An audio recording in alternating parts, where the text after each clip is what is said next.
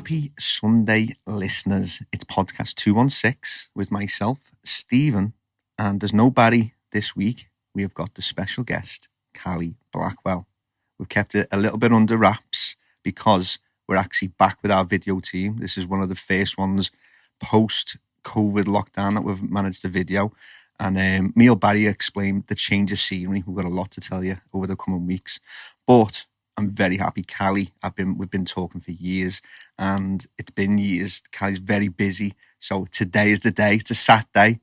How are you doing? You okay? I'm good, thank you. Yeah, I'm nice. It's nice to finally be here. But yeah, it has been like literally 2 years that we've been talking about getting this done, and then just our ships, like ships in the night. We just never kind of. I know, always missed each other, but I'm very excited. If you've got stuff to do this morning, this evening, this afternoon, either cancel or come back to the podcast because this is going to be a long one. Well, sit down. I hope you've got a cup of tea or a bottle of water.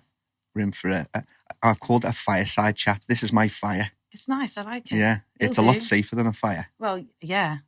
Yeah. It does. And it gives a nice ambience. Yeah, I like it. I love all of this. It's nice. Do you like it? Yeah, I do feel like I was saying earlier, it's like I'm waiting for Joe Rogan to walk in. It's like, it's very Joe Rogan inspired. Yeah, I like it. It's real brick. Don't ruin the effect, Callie. Go with it. It's real brick. Yeah, Barry built it brick by brick. It's actually well done, Barry. Yeah, he's done very well. He joined it that well that you can't even see the wallpaper marks. I love it. Use really old bricks as well to give it that rustic. I like it. Yeah. So listen, let's get into it because we've got a lot to talk about. I want to start with the book first. Actually, that's what we were talking about before. So I can actually hold this up now because we are filming The Boy in 7 Billion, Callie Blackwell and Karen Hockney. Been out for a long time. Over 3 years. Over 3 years. Yeah. My mum loves Callie. And I love your mum. which talk was it that she went to? The one at Indigo Greens. Indigo Greens, yeah. She raved about it. She said, what a lovely lady you were. Absolutely loved it. And I've said to you on the phone as well. Now, if you don't know Callie, you will know a lot by the end of the podcast. I'm not going to give some sort of speech about her. You'll know everything at the end of the podcast. But my mum, Callie's a cannabis activist, and my mum was very anti just drugs, not cannabis, just anti-drugs. Yeah. And as my education increased and I learned a lot more, I started telling my mum, and it took years and years. And it seemed to be you with the trigger though, because we did, it wasn't a podcast, but she saw you at an event and I've mentioned you to her. I've said, you've got to read the book. She's read the book. She went to one of your talks and my mum was like a different person then. She was like, I can't believe it's not a medicine. Yeah. Why is it illegal? Yeah. Where do you want to go? How should we start? And you've completely U-turned my mum. So if you can U-turn my mum, you can U-turn anybody because she was staunch. She was very, it's bad. She just reeled off all the negatives that people always come out with. Yeah. And you've completely U-turned her. And she's made up. She read this book in 8 hours. She's an avid reader anyway, but she loved it. And I loved it. It's. I said to you before, didn't I? Page turn is a corny word, but it really is. From the first page, you're in. Yeah, it's what I was going for as well when I was writing it. I actually had my intention was to have it as something that people couldn't put down because I wanted people to get to the end.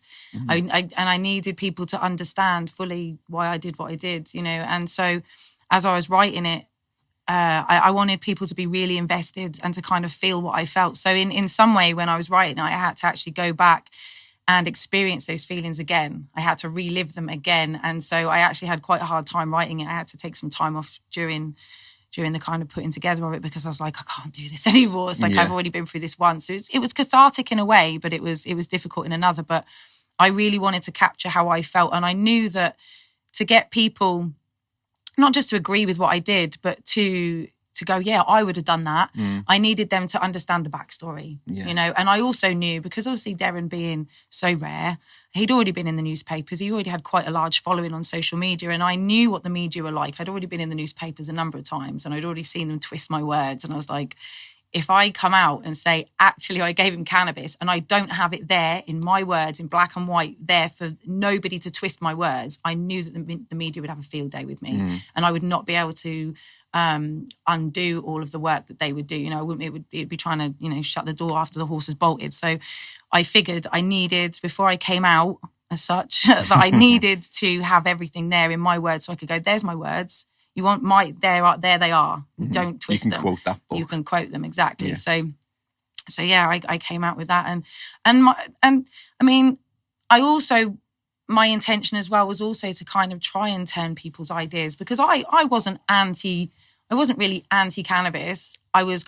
anti-drugs. I was a bouncer for many years. Yeah. So it was literally my job to take drugs off people, then grass them up to the police and and write a report and take great pleasure in it. That was my job for a long time. And so I knew that I'd had my whole idea of cannabis completely changed when I saw what it did to my son. Completely changed. It blew my mind. And so I knew that I had to convince other people. And the best way to do that was to give them a story that's true and that they could all feel themselves, you know, mothers, fathers, anybody, even people, you know, that don't have children can still at some way understand what it was like. And then to see cannabis do what it did, I don't think anybody can read that story and say, oh no, cannabis is bad. Shouldn't have done that. No, they can't. You can't, can you? Because, okay, what was the alternative? I should have let him die because of a law. Yeah. No, that's not any law that I need to adhere to if it means that people are going to die. And the more that I saw, you know, cannabis, the more that I saw what the government have been telling us, it was like, it just became my drive to you know, prove to everybody that cannabis wasn't something to be scared of, and that, you know, actually prohibition is the problem. And with your mum, you know, it's her conditioning. It's the conditioning that they've all had from a very young age. Reefer madness, cannabis is bad, and we know why now. It's to keep people away from it because it actually works and it actually causes very little harm. Yeah. So grew up right through the proper concentrated period where it was people were really going for it. Yeah. Darren, he was 14. Tell us a little bit about Darren. Yeah, so he was 10 when he was first diagnosed. Fairly normal kid beforehand, really fit and healthy, avid rugby player, really good at jiu-jitsu. He was great. He had his whole life ahead of him and a load of potential, and then hit by leukemia at 10. And he did really well, actually. He did do fairly well. He had a lot of time in hospital still, you know, and he spent 4 years really in and out of hospital with a 2-year period where he was literally in isolation for 2 years. And that was, you know, in a really prevalent time of his life, you know, going through puberty and all of that, 10 to 14, you know, it's the life of a boy out on his bike with his mates, learning the pecking order. And there he was in a room by himself. And all he had was his PlayStation. And then, another cancer at 12, and then bone marrow transplants at 13. And then, he was given the news that you've got 3 days to live just after his 14th birthday. And, I didn't think, I mean, I knew back then that it would eventually take its toll on him. He thought that he was absolutely fine with it all. He thought that it hadn't taken its toll. It's only now, really, that he's now in therapy and he's now speaking to psychiatrists. And it's actually funny, when he went to see his first therapist, she kind of listened to his story and she said, my God, I think I need therapy now, after it. And she said, I don't know how you're still standing. And he's like, well, it's a while ago now, but 6.5 years after it all, you know, he's now starting to see that there are issues there. He has mental health issues that have come from, you know, chronic. He's quite severe PTSD from a lot of the things he's been through. And I imagine, you know, facing your own death, facing your own funeral, and having that all planned out, and then it not happening, really threw him. But he's getting through it, you know, and he deals with it. I'm so proud of him because he's not doing what a lot of people do, which is suppressing it and saying, oh, there's nothing wrong, it's okay. Yeah. It's, you know, because that's where we really harbour things, and then it causes issues in years to come. So he's dealing with it head on, and I'm really proud of him. It's not just, though, that he had to accept what he thought was going to happen. He actually dealt with it, and he planned his own funeral. Yeah. And so not just coming to terms with it, actually accepting it, and then planning your own funeral, and then it not happening. Just, even though it's people think, obviously, how can you have mental health issues because you thought you were going to die and you didn't. Yeah. And so everything's great. Yeah. But there's a psychological thing, and I'm no expert at all, but when you come to accept something, even as radical as death, when it doesn't happen, it has a massive impact on you. And you've got to come to terms with then living. Yeah. You understand that this is going to be the end. Then you've got to come to terms with, actually, it's not. And now I've got to look forward. Now you've got to recalibrate your whole brain to, I'm going to live. And it does. It has a massive impact on and it people. didn't help that the doctors, they didn't really know what to do with him. But I even said to them, so is he now going to get better, or what are we looking at? And they were like, don't know, he could drop down dead next week. We've no idea. And they said that in front of him, and he was like, so he's in limbo. And he still felt like crap. He didn't feel great. His organs were still, not working effectively. And it was the road to recovery was to him insurmountable. It was huge. It was just, he looked at that. And he says to me that, and he said it in a few interviews himself, that he was literally stood on the threshold of a door where everything was promised to him. The end of suffering, the end of pain, the end of all this 4 years of what he'd just been through. No more prodding, no more poking, no more medication, or everything, all, brilliant. And then someone slams the door and you have to turn around and it's hell. And it's like, not yet, go back to that. It's like, I don't want to go back to that, it's like, and then the whole thing of, well, am I going to live? Well, we don't know. So it's like, well, I'd rather be dead, thanks, now than this and the prodding and the poking and the more tests and the back in the hospital situation where the hospital had kind of let him go. They then dragged him back in and it just all became too much for him. And that 6-month period was actually the hardest 6 months of our entire lives together, really, because that 6 months was when he was trying to kill himself and because he just couldn't get his head around it. And we did have people who were like, what a selfish young man, how dare he's had this second chance of life and he doesn't want it. And I'm like, it's not that he doesn't want it. He's been told for however long that he is going to die and now he's go out and live. How do you do that? And for a 14-year-old boy who at the time, they wouldn't even give him any mental health care because they said he didn't qualify. So they wouldn't even give him that at the time. They wanted to section him, force feed him, sedate him and do all these things to him. And I said, mental health care? No, he doesn't qualify. He's like, what? No. How low does one have to be to get some care? And so, there's a massive failing within the NHS. And I don't blame the NHS. I don't blame the NHS at all. I blame the people much higher up that run it and are trying to run it as a business. It's not a business, it's healthcare. And unfortunately, the people who suffer are those people that are stuck in the system, either going through cancer treatment or any other treatment where they're just left and then they don't really know what to do with them. Their toolboxes are sadly lacking in a lot of things, mental health care and also cannabis and other plant medicines that we know now that we can utilise for other things. So hopefully one day, that's a whole nother one we can go down that road. Well, talking about how cannabis saved Darren, his white blood cells, this is something that really interests me. If you've been a long time listener of the podcast, you'll know that I'm the science one and I love anything that's science. And unfortunately, science fails people a lot of the time. But the good thing about it is proper science understands that it doesn't know everything, so it keeps on trying to learn.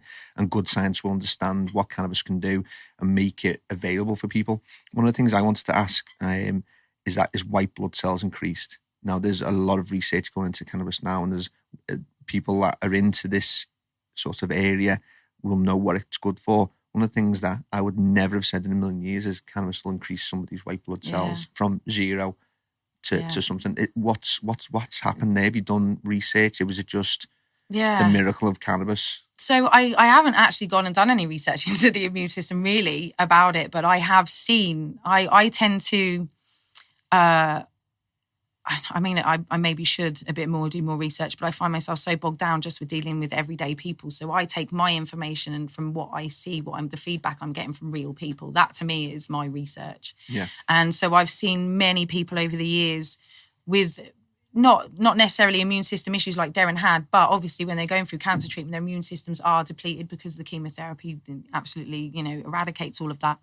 And so they have seen positive, every single one of them has seen an increase in their immune system, in their white cells, So I don't know the science of why it's happening. All I know is that we've got an endocannabinoid system and that regulates everything. And so if there's something amiss, it's going to go there. Yeah. And so to see, I never for a million years thought that's what was going to happen. I'd been given a syringe of cannabis oil actually the previous October, which I then gave to somebody else because I didn't know what to do with it and I didn't know what it was. And Darren didn't have cancer, so what was the point, you know?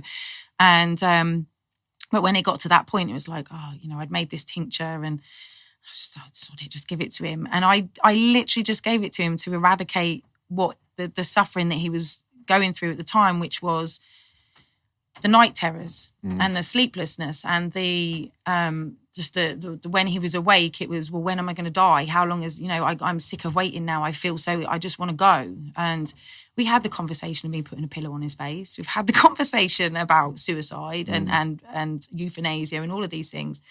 And so, he was getting just pretty desperate, and he was just having night terrors, and they were trying to put more morphine into him, but he'd stated specifically, I do not want to die on morphine. They were trying to give him sleeping tablets to just basically sedate him through the anxiety associated with dying. And he didn't want to be numbed from it all. So I was like, I'll just give him this cannabis, and it's because it chills you out, right? Yeah. And it really chilled him out. And that's all I expected. That's all I wanted. It already was going to give him the death that we all deserved. And 5 days later, when the bandages came off his fingers and his fingers were healthy, and they were like, this is impossible. I was like, well, clearly not. And they were like, we need to do a blood test. And I said, well, 5 days ago, you did a bone marrow aspirate, which is they take a big thick needle and they screw it into the actual ball joint. And that's where they take a sample out of there, because that is the most accurate way of seeing what's going on. Nothing. So it's definitely not going to be in his blood 5 days later. Yeah. And there it was, this blood count, and it has gone up by, it increased by like, I don't know how many times. It went from 0.0005 to 0.25 in those 5 days. And that they couldn't get their head around it. There's nothing they'd given him. I was asking them, is there anything you gave him? No, there's nothing that can do this. There's nothing we have in our toolbox that can do this. Oh, okay then. I think I know what it is. And I was like, I couldn't say anything at the time. I wasn't going to put my children at risk at the time, because, Dylan was still only 9.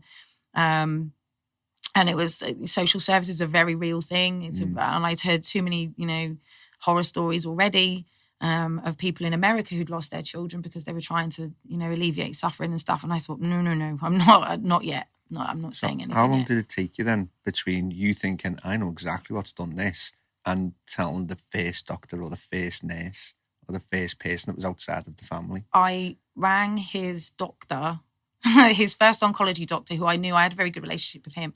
But he hadn't dealt with Darren for a couple of years. But I rang him the day before I went on this morning, and I went, I'm going on the telly tomorrow and you might see it. And this is what I did. I wanted you to know before you saw it on the TV. So, it took about 3 years. 2 years, about 2 years. Because I was just, but in that time I was still helping people, but I was helping people very secretly. And I wasn't that out, coming out that much about what I'd done. But those people that were in a similar situation to me, I was like, I gave them cannabis, maybe you should look at doing the same, and I can help you. I can get you in touch with the people that helped me. And so I was I was quietly helping people, and whilst writing my book and stuff and getting everything, lined up, and to the point where I knew I could come out. And I knew when I came out, I had to come out in a big way as well. So I had to go on something like This Morning, or, I had to do that. I couldn't just come out and go, oh, hello, I gave Darren cannabis. Because I would have just been swamped and monstered by maybe even the authorities. I really do feel that the fact that I was so out and so brazen and here's a book which nobody can deny and nobody can argue with me over, I felt that in some way was my protection. That I thought, well, come on then, come and arrest me. Are you really going to arrest me now with this? Because this would be ridiculous. You're going to arrest me for saving my son's life. Okay, this will be interesting. But they've never come. And touch wood, I hope they never do, because I don't want to have to go down that road. I don't want to have to. I will if I have to, if I'm forced down there, but I don't want to have to pull all this out. And because I think cannabis is out of the bag now. We all know what cannabis does now. Even people like your mum and grannies who would have never had anything to do with it are like, well, I know a story of a boy, or I know a story, my, such and such. Everyone knows someone now that's been helped by cannabis. So really, they can't keep lying and telling us that it's illegal when we know it's a licensing issue. Yeah. When I went on This Morning, it had no medicinal benefit. Yeah. And that was at the time it had no medicinal benefit. The government were like, no. And about 4 or 5 months after I went on This Morning, it was like, well, actually, it does have medicinal benefit. And it's like, oh, really? No shit, Sherlock. You can see it in Darren's eyes when I think it's Philip says, and this, or Philip or Holly said, this is it's a class B. It's got no medicinal benefits. And the camera goes onto Darren. You can just see him go, in his head, he just wants to go, bullshit. You can just see it in his eyes. I kind of go, because I don't hide it as well. I was like, it's just like, I'm here. Yeah. Like, that's all the proof that you need. Yeah. If it helps one person, it is medicinal. Yeah. Do you know what I mean? Yeah.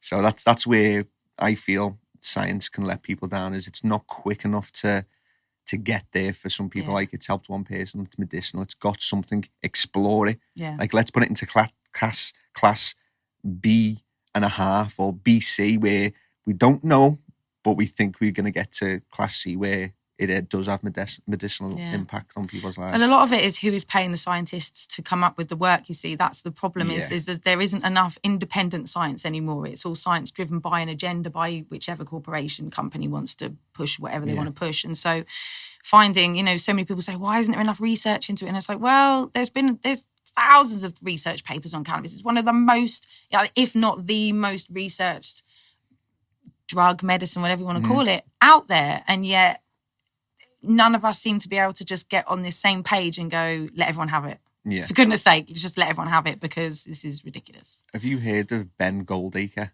He wrote a book called Bad Pharma. Yeah, I have heard of that. Yeah, really good book. And it helps people understand why certain things don't make it, and why something like cannabis, he does talk about cannabis and why that doesn't make it.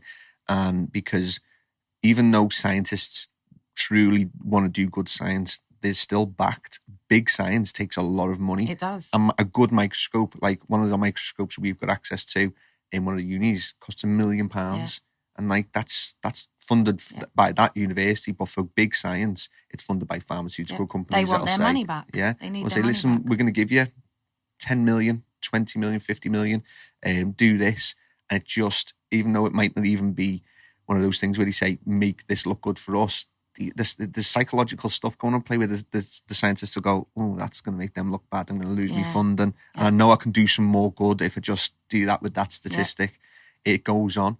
So if you're interested on how the pharmaceutical industry works and why this is happening, Bad Pharma is a great book. Yeah, I'll have to pick it up. One of the things that I wanted to ask about was, you said you came from not hating cannabis, but you were just anti-drugs. You were the same as a lot of people. Mm-hmm. What was it that made you choose cannabis? Why did you give it to Darren? Like, what was it that made you think, I'm going to try this? Yeah, I guess, so going back a little bit, Darren had his second transplant, which had failed because the drugs they were giving him and such. And he had an adenovirus, and it takes about 20 days for a transplant to take hold. So they said, look, we're going to give you another transplant of your own cells, but we're not going to treat the adenovirus anymore. So if the adenovirus gets him within the next 22 days, but hopefully his bone marrow will kick in before the adenovirus gets him. But, one of them is going to get there first. I suggest you pray. And I went, no. That. I'm like, no, I'm a bit more. Are you really that blunt? Oh, yeah, they are really that blunt. Yeah. Yeah. And I was like, okay. So straight away I went on the internet, and because this had really been one of the first times I'd actually then turned to the internet about things, because you're told very early on, don't go on the internet. We will tell you everything you need to know, because it will just scare you if you go on there looking at statistics and things like that. And it's like, oh, okay. But, if I hadn't gone on the internet. So there is good, isn't it? A bit like if you've got a headache and you think, oh, it's a bit of a headache on my temple. Oh, you'll have a brain Google tumour, yeah. Yeah, so like it is sometimes, don't always Google, but... And don't look at statistics either, because they're not you.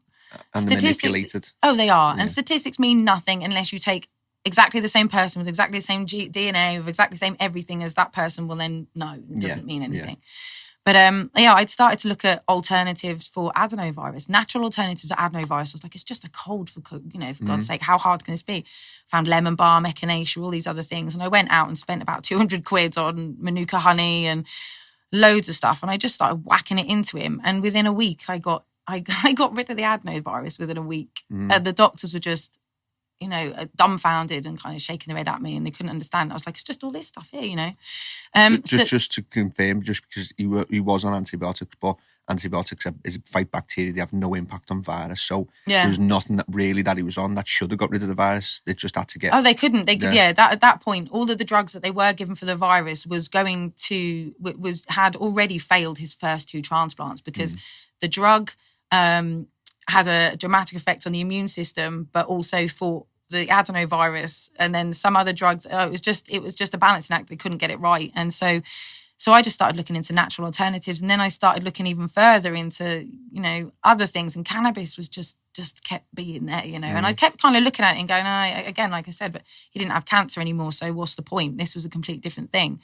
But then people I don't even know who they were. Just the odd person would be like, you need to look at this, because obviously I was on social media and stuff, and people were, so I started looking, but really did just dismiss it until it got to the point where he was going to lose his hand. And this is obviously after his fourth and final transplant. He trapped his fingers down the side of the bed because his third one failed as well. So his fourth one, trapped his fingers, got these 2 massive infections in his hand. He had 2 in his mouth. And it was just, the pain that he was experiencing he was necrotic from the knuckles down. So it was like frostbite, and he could feel his hand dying at the end, And he was on fentanyl by this point, and nothing was touching it. No, gabapentin, nothing was touching the neuropathic pain he was experiencing. So I started looking, natural alternative pain. Bedrocan came up. Bedrocan. Okay. So I said to the doctor, look, found this guy here. He got a prescription. He just drove over to Amsterdam. He was able to pick it up, bring it back into the country because he had a prescription. Just write him a prescription. I'll drive over there. Can't. It's not licensed for children. Neither's half the chemotherapy drugs that you pump into them. But hey, it's not that stop you. So I felt so that I'd found something, and then felt absolutely disheartened that, another thing that we're not allowed to try. So I just thought, well, what's the main ingredient of Bedrocan? It's cannabis. So I was like, alarm bells start ringing. Yeah, all right, look, maybe I'll just make him something, because they wanted to chop his hand off, and they would, and I was like, we've got to find a way to stop that kind of happening. So eventually they went into with a neurectomy. They took out all the nerves here, the nerve bundles, and they just severed them. They cauterized them actually, so he'd never feel his hand again, and he'd never move his hand again, which was fine because he was dying. We didn't care. We just wanted him to be pain-free, and so I made this, got some cannabis from a guy that I'd met in the gym, because I was still going to the gym. I was a bodybuilder back then, and that was my therapy. I'd go to the gym every day for a couple of hours in the early morning, then go and sit with Darren, and that was it. So I met a guy there, and he was like, look, I've got a house full of the stuff. Why don't you do that? I can get you some. I was like, all right then. So got some off him in a car park in the middle of Bristol somewhere, and just made this tincture and vegetable glycerin tincture. So it wasn't oil, it was just a hot extraction, and put it in a vape pen, normal e-liquid with the little cotton thing in there, and he kind of, there was loads of smoke everywhere, and it all smelt really lovely, but he was like, it's not doing anything for my pain. It's doing absolutely nothing. Doing nothing, Mum. I was like, again, disheartened. Yeah. Tried. So then he had the neurectomy, and that was all, that was all good. He was pain-free now. But then by the time we got to the hospice, and, I still had this jar of tincture, and everything was, the morphine, the painkillers, all of this. And it'd been going on so long that I just whack it in his mouth. Like, if it didn't work with the pen, just eat a load of it. And I tasted it. I was like, it tastes nice. It tastes really sweet, and I thought, and he had it. And within half an hour, the change in him was visible within half an hour. I mean, I literally watched in waves as he kind of, relaxed. His shoulders went down. He was like, yeah, I'm good. Yeah. I don't need anything else.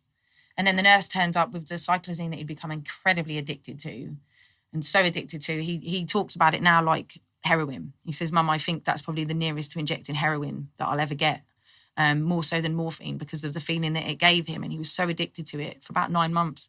And when she came to the door with it, I did immediately think, oh, shit, what have I done? What if now she gives him that on top and I've done something and it kills him? I mean, I know he's dying, but I don't want to, And so I didn't have to worry, because he turned around and he was like, no, take it away. I don't want it.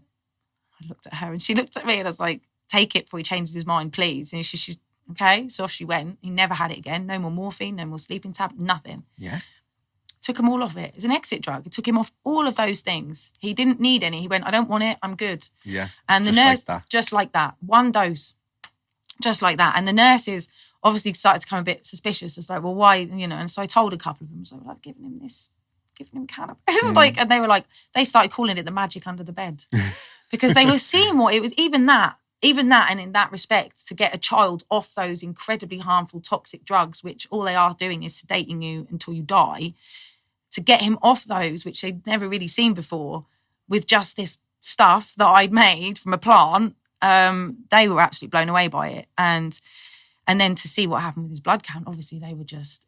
So the nurses are like... The nurse is like, oh my... They've got one on the doctors here. The doctors are like scratching their heads thinking... We know. We don't know. And the nurse is like, oh, we do. Yeah. You know what I mean? It was crazy, really crazy times. And, I'll never forget it. Them running around, like, shredding the do not resuscitate forms because he's not dying anymore. And he was like, what do you mean I'm not dying anymore? And, you know, but... When he took that tincture and then half an hour after, and you seen him just relax, what was that feeling like for you?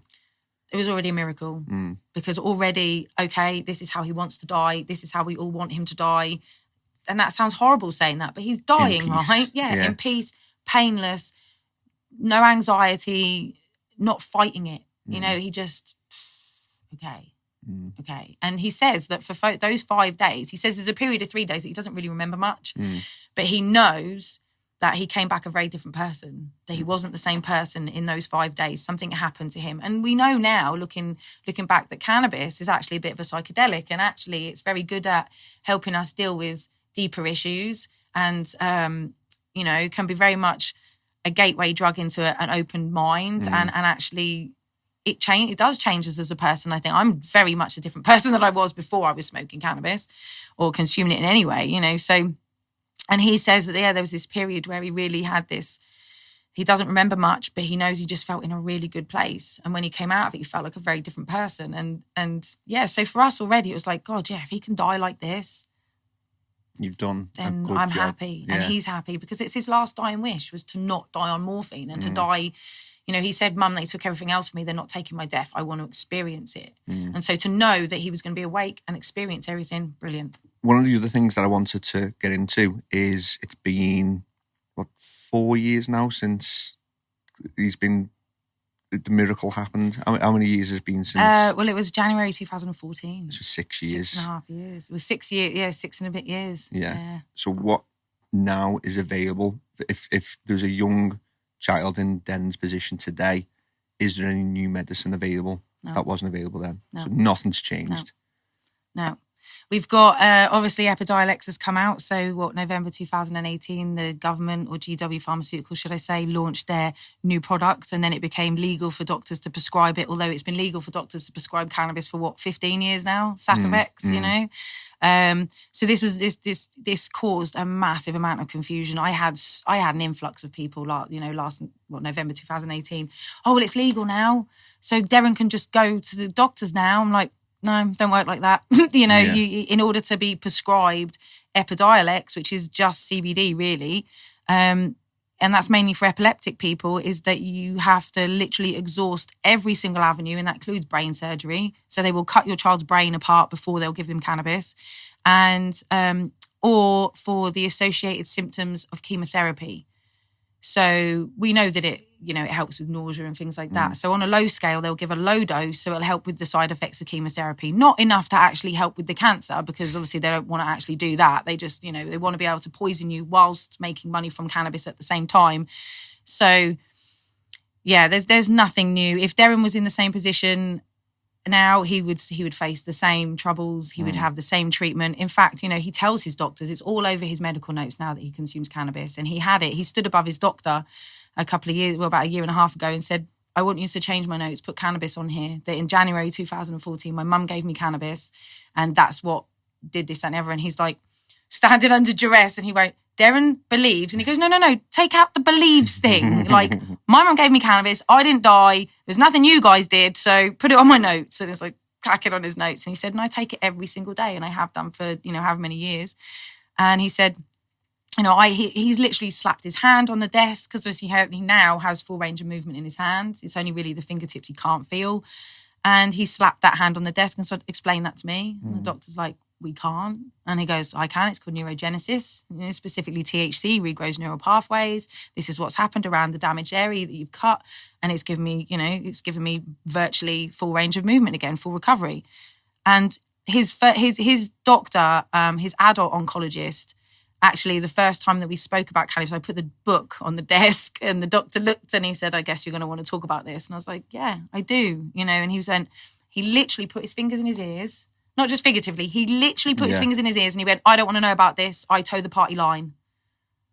I went, so what are you doing? I'm looking at a doctor who's really well qualified, and I'm looking at him, la, la, la, la, la, la, la. And I was like, what are you doing? And he said, I don't want to know. I toe the party line. And I went, do you know what? I said, you've got 60 odd people out there. If it's helped him, it could help maybe even one or two of those. Yeah. But you're not a doctor, you're a butcher. If you are refusing to even look at new information that's been put in front of you with living proof of it, how can you call yourself a doctor? You toe the party line. What is? Well, what's the saying? What's the doctors have to take the doctoral oath? They don't even sign that anymore. What? They don't sign the Hippocratic oath. So they don't sign that, and they haven't done for a few years now. So when I was in hospital, this was even before Darren had his transplant. He was going through another 6 months of intensive chemotherapy because, this is what he had to have pre-transplant. And they almost killed him with that. And I said to them then, I almost pulled the plug on it, even though I didn't really have a choice. But I said to the doctors, I was like, right, I've had enough now. He had this temperature that was raging like 42 degrees. They couldn't get his temperature down. They really thought that he was going to die. And I said to them, I was like, look, you are poisoning him with such a huge amount of chemotherapy. The cancer was cut out of his throat. He hasn't had leukemia for years now. Why are you giving such high amounts of chemotherapy to someone that doesn't even have cancer? You're killing him. And she said to me, well, we're not worried about what we can see, we're worried about what we can't see. And I was like, and I said, look, don't you sign some kind of oath, don't you? And she said, we don't sign that anymore. I was like, oh my God, like, I know. You don't even, that's not even a thing that you have to promise now, that you will do no harm. Yeah. You don't even say that anymore. So what is our healthcare system? It's so scary. It is terrifying. And when you find out, that if I'd have said no to chemotherapy right at the very beginning, Darren would have made a ward of the court. They would have done it anyway, because it would have been seen as in the child's best interest, and the parents are just being difficult. So actually the parents are now guilty of child negligence. So take the parents away, put the child into care, do the chemo anyway. And that's what we do in this country when we know there's other ways. So that's what my point was going to be, is I didn't know that they didn't have to sign that anymore. What my point was going to be is they signed the Hippocratic Oath to say, at first we will do no harm. Yeah. And the given chemotherapy absolutely does cause harm. In some people, it helps, and probably a lot of people it helps, and it'll cure cancers maybe in some cases. But hair loss, any fast-grown cells, it obliterates, so it does harm. And in kids, it's going to do a lot of harm. Yeah. So it's I know it's going to be a fine line, especially like that it does help some people, but I can't believe that that's just that they don't sign that Hippocratic Oath. That's so scary. It is scary because it leaves it open to kind of all sorts. It's unending then. But I mean, chemotherapy, I never, I obviously I help a lot of people now, and I get a lot of people say to me, well, should I have chemo? And I go, that's not my choice to make. That's your choice to make. Because chemotherapy was what saved Darren's life in the first place when he walked in there with leukemia. He had chemotherapy and it got rid of his cancer within 3 months. He did really well. He obviously lost all his hair. He had huge amounts of side effects.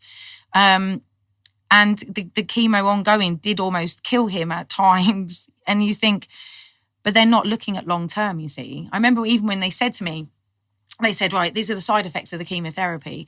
Hair loss, weight loss, mucositis, all these other things, death, secondary cancers, and I went, well, hang on a second. I said, why on earth are you treating cancer with something that causes cancer? I don't understand. That makes no sense to me. And she said, well, because we're not looking long term, we're looking at 5 years. Anything over 5 years is a bonus. So we're short term. So yes, it might give him cancer again, but at least he'll still be alive. And you're like, what? This is so backwards. And the death thing. And that's when I said, well, what if I say no? And she said, that's when he'll be made a ward of the court and it will go ahead without you. So it's better that you're next to his hospital bed than a foster carer. Sign here. Yeah. And you're like, this feels like blackmail. And it is, because it is blackmail. And it's very scary that, so chemotherapy has its place and stuff. But with chemotherapy, what we have to look at now, I think, is not whether it works or not, but whether actually it's worth it in the way that it works, when we know that cannabis works with against cancers and things like that, because I've seen it in many other people since Darren. Obviously I didn't see it with Darren because he didn't have cancer, but I do firmly believe that that's what's keeping his cancers at bay, because the bone marrow he has going throughout his body now is his own bone marrow. It's the bone marrow that harboured the 2 cancers in the first place. They had to give that back to him because they had no other option from any other donors. So it is the cancers, the bone marrow that harboured the cancer. So I do firmly believe that the amount of cannabis he's having every day is also going to prevent either one of those coming back. And I'm not stopping him to make, just to try that. Yeah. Oh, look, his cancer has come back. Oh, the cannabis was working then, Oh, well, now we're down a completely different path. So, as a preventative, So yeah, chemotherapy, as much as it does do people a lot of good, it's very short-term good. So is it really worth the payoff when you know that 5 years down the line, you're going to get cancer again? If you haven't sorted out your diet and you haven't got rid of the toxicity that's built up from the chemotherapy that they've given you, you are going to get cancer again. And the second time, it probably will kill you. But they get to make double money out of you. Yeah. So it's all good. What I don't understand is what would happen is, you know, if they did this in stages, cannabis has minute side effects compared to chemotherapy. Yeah. So what is the harm in administering it under medical supervision? Let's try this first. Yeah. Let's see what it does. No, it hasn't had the impact on this individual. Okay, so let's move to the next stage. Then I think that there's a lot of anti-chemotherapy hate. And I think that comes from, it's because it's like the first thing that they can do to you. What, are you going to subject me to chemo? And this is the first thing. What about all this other pleasant stuff? Yeah, diet change, lifestyle change, holistically, everything at once at the beginning. Do that anyway, because it's going to make you, I don't want to say a better human, but it definitely improves your health. Yeah. And then if cannabis is a preventative, some people who will do that. But then before chemo, let's do cannabis first. Does it work? It worked fantastic. It didn't work. Okay, that hasn't worked for you. Let's move on. Yeah. And I think a lot of people like at least have tried. Yeah. Let's move on to the chemotherapy. And that's how they do it. That's how they do it in America. I don't know if you've seen Weed the People, but over in California, there's a documentary. Ricky Lake did it. And one of my friends is in it, actually, Chico's mum. And Chico, she was in California. So when he got a really rare, quite aggressive cancer, he was offered cannabis oil alongside his chemotherapy. And he was one of the only people to survive because he was one of the only ones that took it. Because the other was like, oh, no, we don't want to because, you know, it's whatever. But he's done really well on it. And so yeah, it goes back to the whole Epidiolex thing as well. Is why are we cutting children's brains open before we're trying a plant that has, you know, when people say to me, cannabis cures anything, I don't use the word cure. I don't like it. That's another bone of contention I have, but I don't like to use that word because I feel it brings too much false hope sometimes and is a bit misleading. But, you know, I say that cannabis isn't a cure, but it is a highly effective treatment with minimal detrimental side effects, which the same cannot be said for the alternatives that the conventional treatment will offer you. You know, when you see the list of side effects of chemotherapy, or even Darren was on something like 5 different antiemetics, anti-sickness drugs, because the first anti-sickness drug, one of the side effects was sickness. And I was even looking at it, I was like, why are you giving him this on top of dexamethasone? And like, well, because dexamethasone, it causes sickness. I went, but it's an anti-sickness. I went, yeah, but it's a different kind of sickness. I'm like, what are you talking about? Like, there's a misprint on this label here. It says the anti-sickness causes sickness. Yeah. Someone's mistyped here. Yeah. Well, someone's making a pretty penny out of something that's causing an issue. It's like, it just makes no sense. And of course, a lot of the chemotherapy, a lot of the drugs that come from chemotherapy aren't even chemotherapy. They are the anti-sickness, the ones on Dantatron to line the stomach so that you don't, you know, ruin your stomach, all of these other things. Then there's the painkillers, then there's this to counteract that, and then that to counteract that and that and that. And you're like, oh my God, you're rattling all of a sudden. So when people say, I don't understand why they don't just allow us to have cannabis because they could make money from it, when you actually go, no, they couldn't, not as much as they make, because we're talking even the things to put the bags on and the saline and the Hickman lines and the drips and the cannulas, all of this all adds up as part of cancer treatment. And I think it's worth something like 180 billion quid a year in this country. And so you cannot make enough money out of cannabis to replace the long-term money-making abilities of chemotherapy and normal conventional treatment. Especially when it's something we can grow ourselves. I know. And they're trying to isolate, aren't they? They're trying to isolate. The last time I checked, 118 active compounds. Correct me if I'm wrong. That's just when I last checked. That's when I say compounds, I'm talking about CBG, CBD, THC, all the different cannabinoids. All of them. And what they're trying to do is they're trying to isolate 1 or 2 and give them. But from the research that I've done, you'll have heard me talk about it before, the synergism. It's the entourage effect. The entourage effect and how they work together. So CBG may massively increase the effect of CBD. CBD by itself might have a 20% effect. Give it with CBG, it goes to 40%. All this going on with 118 different compounds, you can have 118 different variations. Yeah. So what they're trying to do is they're trying to make money by isolating, doing the research and saying, right, we own we can patent this. Yeah. So that's what they're trying to do. And because it is so simple and to grow a plant and to consume a plant had been going on for. We did the history of cannabis about 2 years ago. Started out in China, the Russian borders, Serbia, not Serbia. What's the cold part of Russia called? It's What's it called? Someone help us out here. It's Serbia, isn't it? Is it? The cold parts. Luke's going to Google it because I say this all the time. On podcast, the brain just goes pop sometimes. Thank God this is not like a game show. It's like, That you can understand the pressure people get under in game shows. It's like the cold part of Russia. It's not I can't read that. Shout it out.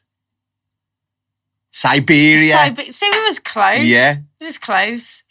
Get away with it. That feels so good though, when you get that answer. Oh yeah, Siberia. At least it wasn't 3 hours down the road driving your car and you just shout, Siberia! You did a Scouse accent then as well. I could do it every now and again. Not very often, but yeah. But yeah, it started out in Siberia, China. It's a million years old. So, the consumption of it's been going on for millennia as well. And no one's died yet. No, that's the funny fact, isn't it? Yeah. No one's ever died directly from cannabis consumption. But there's we can go on forever talking about the fact that hit and run incidents actually decrease in places where there's legal, medicinal and recreational cannabis. It actually goes down, which people are like, no, I can't do. Go and check the science. It actually goes down. Yeah. It's mad, but we can do that on another podcast. Yeah. Something that I wanted to talk about, little bit different from maybe what you normally talk about, is how the impact of looking after Darren, and you've got your other son Dylan, like the impact that had and how tough it was for you.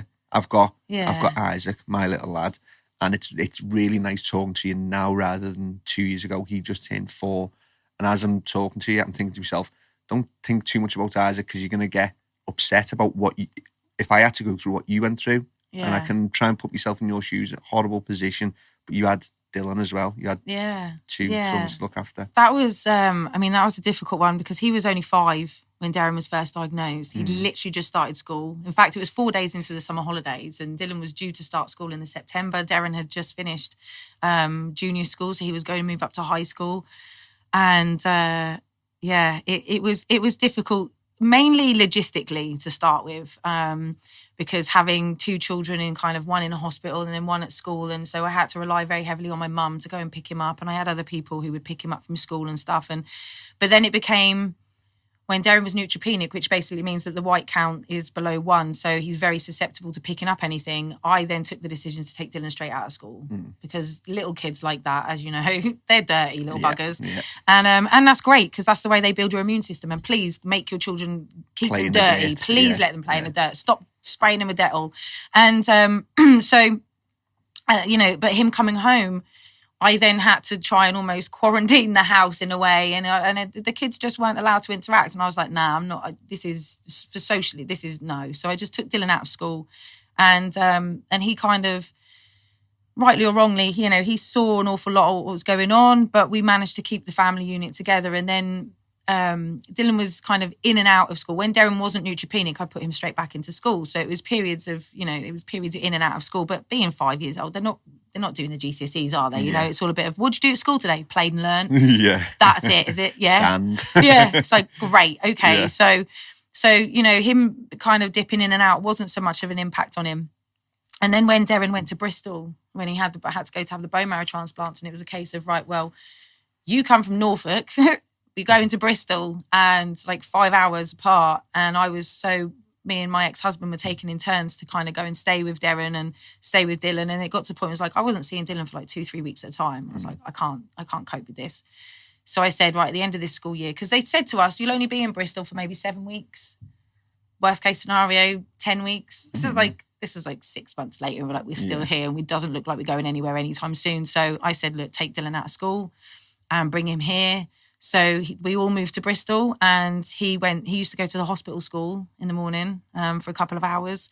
And he really enjoyed that. And he's a very, I don't know whether this has molded him into this kind of person or whether this is how he always was, but he's a very quiet person and quite happy in his own company, and doesn't need really anybody to kind of interact with him. He's very happy on his own, and he can occupy himself very easily. And so, again, rightly or wrongly, he had an iPad, and he would sit on his iPad under the desk at the end of Darren's bed, the little hospital tables, under the hospital table at the end of Darren's bed, and he would sit there with his iPad, and he would make stop motion movies with his Lego figures at like 5, 6, 7, and he was just kind of doing that, and he just loved doing that, and he was more than happy doing that. But now he's nearly 16.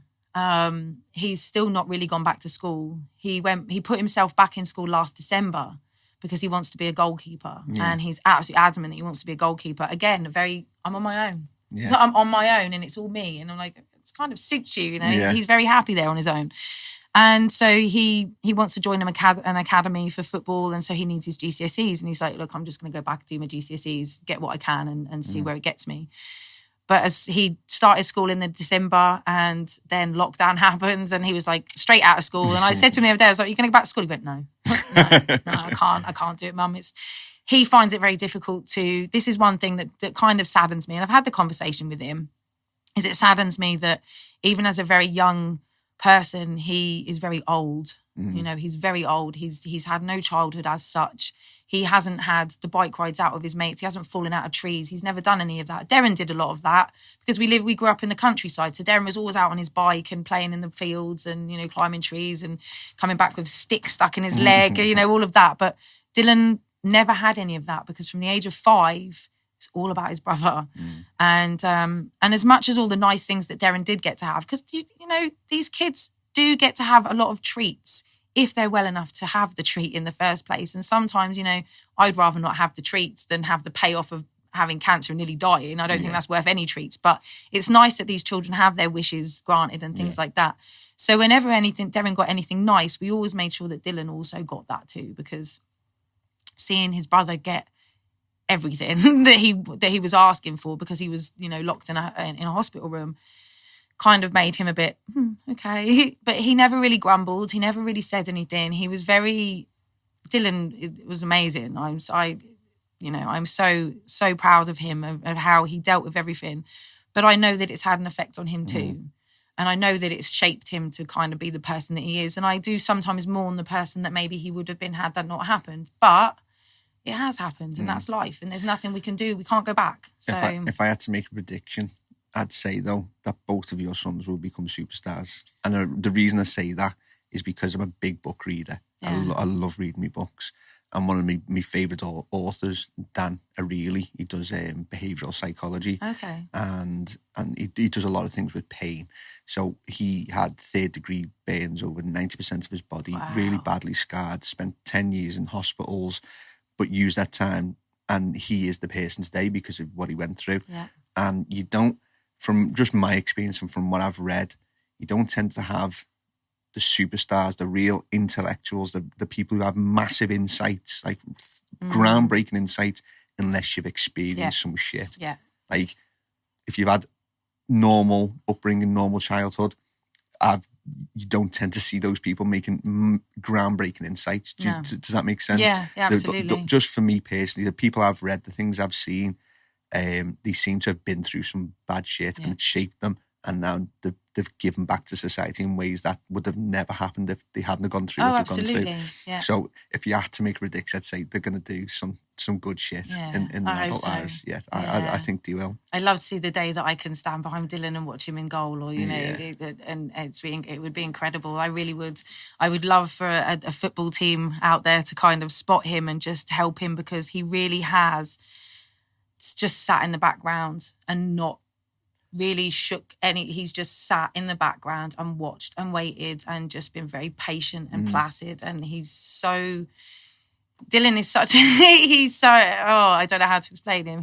There's something about him that's just, he's so kind and loving, but also his bants. He has the best, he's so witty and clever. And for a kid that hasn't been to school really since he was, 6 years old, he is the most intelligent person I know. Yeah. And when anything he discovers and it interests him, he looks at it at such an in-depth level that I used to come home from work and I'd be like, oh, so, you know, what did you do today? And he's like, oh, Mum, so I learned about this. And I've been watching old football games from like 1960, so blah, blah, blah. And he'll tell me all about not just the football team, but who was the manager and where they'd come from and little backstories that, you know, and he goes in so in depth. And boxing, he watched all the president, when Trump was going for president, he was watching all of the presidential kind of talks and the whatever they call them, between him and Hillary. And he was going, yeah, Mum, this, and blah, blah, blah, telling me. I'm like, how do you retain all this information? He did, you know, Jesse will talk to him sometimes and go, where do you put all this? How do you, and he's like, I just read a lot, you know? And I would love for him to really kind of go far in what he wants, for him to finally get something that's just for him and that, you know, gives him a reward in some way, because he bloody deserves it, that lad. He really has taken a lot on the chin. They're both superstars, one for coming through what he came through and one for just being who he is because of being there in the background and being the nice, kind person at the end of it all. I'm very lucky. I've got very wonderful children. I do understand how lucky I am that, you know, that my children are the way that they are. They don't really, other than Darren, you know, this, but they don't really give me any trouble, you know. I don't have to worry about them. Yeah. And I'm very close to both of them. We have very open and, you know, honesty is such a huge thing. It's, too many parents lie to their children because I know they're trying to protect them. I get that. But children aren't stupid. And there's ways of telling children the truth. You don't have to be so, you know, tactless. There are ways. I think honesty with children is more important, and it gives them more permission for them to be brutally honest as well. And that's when you get to the bottom of things. You know, I've had some very hard conversations with my children about my parenting skills or lack of. You know, my children have been very, very blunt with me and been like, you know, I've had the conversation and go, okay, so where am I going wrong as a parent? What can I do? What am I doing wrong? And they're like, well, actually, this. And you go, oh, that hurt a little bit. Yeah. Oh, okay, don't take it personally. All right, what can I do to make it better so that we can have a better relationship? And I think, you know, having that open dialogue, even going back to when Darren was first diagnosed, the doctors berated me and told me off because I was so open and honest with Darren. And when he said, what's leukemia? You know, and I went, the doctor just sat there not saying anything. I said, it's blood cancer, it's cancer of the blood. And the doctor's like, I don't think you should have told him that yet. I'm like, what did you want me to tell him? Nothing. Just lie to him and pretend that nothing's going on while everyone's running around trying to cannulate him and put him in an ambulance. And you want me to pretend that not doing that, not lying to him from the off, you know, from the outset. So, like you said at the beginning, the either knowing what was coming or the dying, there's some peace, and when you get there, or knowing that there's a future ahead of you. Knowing is the most important thing. Like you said, when he wasn't sure, he said, right, so it's not going to happen soon, but it could happen in the next year. The not knowing is the biggest hard thing. The limbo. Yeah, so like not knowing when doctors are running around looking a little bit like something serious is happening and you not knowing, it puts you to the shits up. Yeah, so I personally think you did the right thing. Yeah, I do doctors. Too. Yeah, I do too. And even with simple things in everyday life, your kids aren't stupid. They know you're lying to them. They know you're hiding something. And so they may not be able to articulate and go, I know you're lying to me. I can see it. Can you stop lying? They can't articulate that. So they sit with it and they're like, I know my parents are lying to me. It's more of a feeling. It's not even when they're very young, it's not even a word that they can really articulate to themselves, but they have this feeling. They know their parents are being disingenuous with them. And that creates, my parents are lying to me, you know, and that's not a relationship I wanted to have. So my mum's had a go at me over the years for being, you're far too open and honest with your children. You tell them far too much. I'm like, how can you tell them far too much? You know, as long as you keep it age appropriate, you know, there are certain things you don't tell 3-year-olds in certain ways, but you can tell them certain parts of even things like, you know, relationships, sex education, things like that. You don't need to be graphic, but you need to at least have this open dialogue and have a conversation with your children about everything, because then they will grow up to be people that won't hide things and they can have conversations. And I think that's what we're lacking a lot in the world is honest communication. But on the flip side, when you turn around and you've said, like, listen, this is not good and that's not the best thing that can happen. On the flip side, when you turn around and say, you know what, this is great, this is good news, they're going to genuinely think, my mum would tell me if it wasn't good. She's saying it is good. Now I can believe because you've always been honest with them. There's no second guessing, no questioning, no like, you just... Because I tried it once, right? I tried it once. It was when they diagnosed him for the second cancer. I remember he was about to go into surgery anyway because he was having another lumbar puncture where they put chemotherapy into the spinal column and stuff. And so he was going to go in for a general anyway. And the doctors had literally just told me, because they asked Darren to leave the room. Well, straight away, as soon as they asked Darren to leave the room, he's like, I know something's up. And I was like, oh. And the doctor said to me, it is cancer. And I just remember being like, why? Just leave him alone. Just why more? Jesus, really? And me and my ex-husband had the conversation like, we're not going to tell him. We're going to let him go into surgery. We're not going to tell him because he's got to go into theatre. Anyway, we come out of the room. All right, you ready to go to theatre? And he went, so what aren't you telling me then? I just was like, oh, I can't even hide it from you, can I? He went, no. So just tell me. You have got cancer again, mate. He went, yeah, I knew it. So am I going into surgery now then or what? I was like, yes, mate. Yes, you are. And, and so even trying to hide it to try and protect him was actually an insult because he already knew. And that's what I think we do a lot of the time is we insult our children's intelligence and we think that they can't deal with something, but actually they can, and they'll deal with it a lot better if you're honest. And and then they know you've got their back. It's Darren and Dylan, I think, are living proof that they can deal with a lot of shit that gets thrown at them. Before we move on to other stuff, and actually Callie, how's Darren getting on with his?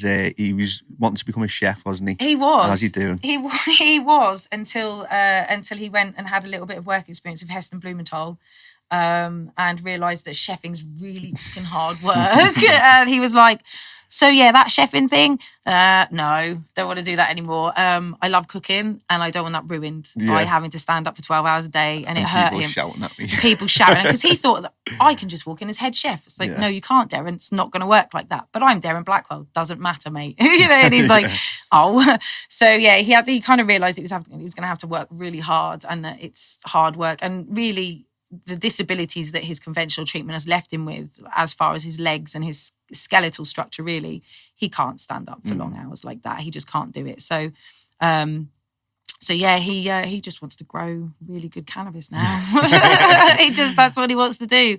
And, I was really, because Darren's autistic and he also has Tourette's syndrome. And so part of that as him growing up was that he never had a fire in his belly for anything. Nothing got his attention. Nothing was exciting. He was always like, everything was just... Pff.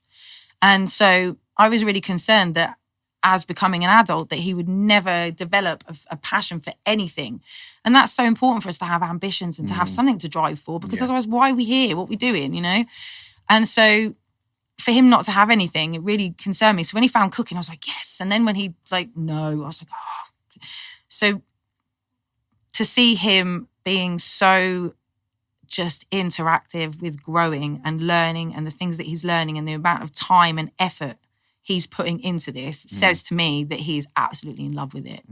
And I guess because he has obviously a very close relationship with cannabis. It literally saved his life. He understands that, and he understands that this is the thing keeping him alive. And so to be able to grow his own medicine, turn it into oil and continue to keep himself alive and well all by himself, I think that, and to do it to the best of the abilities as well, no nutrients, things like this. He's living soil, no-till. He has just the in-depth knowledge he has. I stand listening to him, I don't know what he's talking about anymore. But he does. And to see this fire and passion in his belly for the one thing that I really hope that he would, because I worried that I could keep getting him oil, but then what if something happens to me? And something will happen to me eventually. I'm older than him. Hopefully I will die before he does, So then what happens? So I thought he has to become, and I didn't have to push him into it. He found it by himself. He found that his love of growing these plants has just blossomed, and the only thing that saddens him is that he can't spend all day with them. He's like, I don't have enough to spend all day with. I want to be growing thousands so that I can literally, be submersed all day, every day. And fingers crossed that'll come for the UK. Or even I would love to be able to get him into America just to give him some work experience with these people that have been growing for a very long time, because again, it may be the same thing with chefing, is that he goes, I love it, get it on a massive scale. It's like, I don't like it anymore, It may be, but I don't think so. I think him being surrounded by plants will just be his idea of heaven. Absolutely. And I think the way he talks, I think he may end up wanting to become a breeder and have his own seed bank, because he's a flavour chaser, absolutely a flavour chaser. And he loves all the genetics, and he's so, you know, he knows what this was crossed with this, and this was this, and this, and this, and and if I do this, and, you know, and I'm like, I'm lost, man. I don't know what you're talking about. But yeah, so he's absolutely fallen in love with cannabis, and I'm very pleased, and I'm not going to deter him from that, you know. Very happy. Happy days. Yeah. So, talking a bit more about cannabis, I've got to say, we're going to throw some sound effects in here, so a little bit of a round of applause for Cannabis Activist of the Year. Woo! Where's your medal? Oh, I didn't bring my medal with me. I should have brought my medal. I know. That was so exciting, you know. I was I mean, I'd seen it was Mike Wise that had put up, and I mean, there's a lot of awards out there, isn't there? You know, we spoke earlier about some expos that give out awards and things like that. And I mean, they're great and everything. And I've been a judge on many awards. So, you know, I've been kind of responsible for these people picking up these awards, and it's lovely. But when it's something that's kind of voted by the people, I was really blown away by it, because it's lonely. It's really lonely being where I am sometimes, because I do feel very much a bit of a lone wolf in what I do, because I don't work with anybody really other than Jessie, you know. Yeah. And so all of the things that I put into place, all of my consultation packages, and it's not really a good word for it, but I've written everything all by myself, and I've taken the knowledge that I've gathered by myself for many years, and I've put it all together, and so I try and help people as best I can, and so to be recognised for something that I feel very lonely sometimes doing, and it's like, oh, they haven't forgotten me. You know, I'm not irrelevant. I'm not, and it's not because it's an ego thing, but for me, it's I do rely very much on social opinion of me, because I feel it's my protection. And, you know, before I even came out with the book, I remember looking at parents in America who were doing similar things with their children. Sierra Riddle, her little boy called Landon. I'm very good friends with her now. She was in America, and she was one of the first pioneering women to be giving cannabis to their child illegally. And the backlash that she had was horrendous. And I remember looking at that thinking, I can't say anything in this country, because if it's bad over in where she is, I haven't got a cat's hope in hell, you know, and society going to be against me because I gave my kid a drug. And so I watched social opinion. And so as cannabis started to become a bit more acceptable, and then obviously I went on TV, brought out the book, and then it became more and more acceptable. It was like, I felt that my backing of society was my protection, because God forbid if the police did want to come and arrest me, I'd like to hope that there'd be a lot of people, that they'd be outraged, and there'd be a lot of people going, you can't do that. And so I feel sometimes that, you know, I've come off Facebook because it's just toxic. It was no good for my mental health. And so I kind of feel like I'm out of the loop a little bit. And with that comes a little bit of fear of like, am I going to get arrested and no one's going to care all of a sudden, you know? And so when you're out of sight, out of mind, it feels, you know, it feels a little, and of course with COVID and everything like that, all our events haven't been able to go ahead. So we haven't been able to meet up as a big group like we always do. So that community support that we always have with each other has kind of dwindled this last 6 months. So I know a lot of people within the industry, their mental health has really kind of deteriorated, mine included, because of the lack of community that we've been able to have. And so to all of a sudden this little amazing award comes out of the woodwork, and it's like, oh, you've got this. I was like, what? This is amazing. It's like, oh my God, you know, people are still supporting me, and people are still behind me and what I'm doing, and that's important to me. You know what you reminded me of there though, is if you've got the sort of the protection or the power from the people, it doesn't matter what they can't touch me. And it reminded me of the one of my favourite movies is Gladiator. Oh, yeah. And he stands in the room and he goes, you haven't got to win them, you've got to win the people. When the people love you, they can do nothing to you. Exactly, yeah. It's the same sort of thing, isn't it? So that is your protection. Yeah. As long as the people love me and there's outrage for what I'm doing, I'm invincible. Yeah. But if there's no sort of protection from them, I feel a bit you're on vulnerable. your own. Absolutely, yeah. And it's, you know, and doing what we do, you know, it's very easy to feel very vulnerable, and so having something like that just reiterated to me. It's like, you're still protected. There's still people out there who care enough about you that if it was all to go tipped up, that you wouldn't be on your own. And that is something that sits at the back of my mind very much so, you know. And the cannabis community, you know, my close-knit friends that I have in the cannabis community are amazing. You know, they'll get in touch with me and make sure I'm all right. And likewise, you know, we're all kind of doing our separate things, but still for the same goal. But yeah, it's, it was really lovely. And I did jump the gun a little bit. I posted it and Mike was like, "You've jumped the gun a little bit. I should have warned you, but can you just take that down?" I was like, "I can, but 15,000 people have already seen it. I'm really sorry." Like, I was just so excited. Yeah. I was so excited to be like, "Oh my God, that was just, it was lovely. It really was lovely." So what does it mean to be an activist? Is there different things activists can be? Is it doing what you can do? Is that if you got to do something very specific to be an activist? What does it mean for somebody who wants to fight? I think an activist is just someone who's active about the thing that they care about. That's it. And however you're active is your form of activism. Again, it's when there's no one size fits all. You know, some people are activists like Phil Monk, the things that he's doing with the WTU. Some people are activists like that. They do what they can. I'm an activist. I would say that I'm an activist at grassroots because I'm helping the people who are sick. And that's it. And they're the ones right at the very bottom. They're the ones that are completely forgotten about. And the ones that are downtrodden and, you know, they're not the suits. They're not going to make money from this. They're the ones who are desperate and have been let down by the current system. And they're the ones that, you know, I'm like, well, I'll help these people down here. And that's where my activism is with grassroots.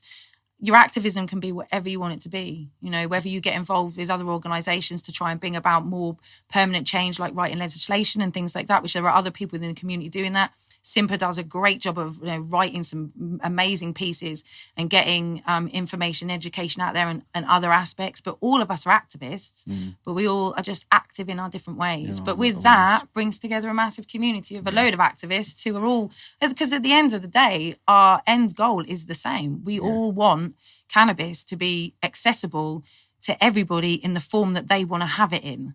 And have full autonomy over our bodies and not have some governing body saying, no, you can't, yes, you can, you know, because wherever there's prohibition, there's always going to be an unregulated market to serve that, you know. So we can have cannabis, but under 20% THC. Fine, there's going to be a black market for 22% THC. It's going to be there. So just give us it's not even what we want, it's what we deserve and what we have a right to. Yeah, especially with... There might be arguments, and I don't get involved in the other arguments with regards to other drugs and the medicinal effects of them. Mushrooms interest me a little bit because I've seen or heard about the effects of certain mushrooms with people at the end of life, and they go from shitting themselves, terrified, anxiety, to acceptance. Yeah. And in cases where there is no cure or there's nothing that can be done, they accept it, which is the best that you could hope for them. That's mushrooms, and they're illegal. So mushrooms are quite interesting to me medicinally. Cannabis is interesting to me because it's a plant, and everybody that feels the way we feel will think if you plant a seed in the ground and it gets water and sunlight, it produces. There's no... With other drugs, there's a lot of chemical alterations have got to go on. You can maybe think, well, there's the chemical alterations that go on. That just grows, and has done it a natural part of the earth. Should we be able to consume anything that grows naturally on the earth? Yeah. It should be our decision, shouldn't it? I want to see it like tomatoes. Like, you know, with a tomato, if I want to grow tomatoes in my house, I can. If I want to eat them, I can. If I want to turn those into jam and sell them on a market, someone needs to come around and make sure my kitchen's clean. And absolutely they should.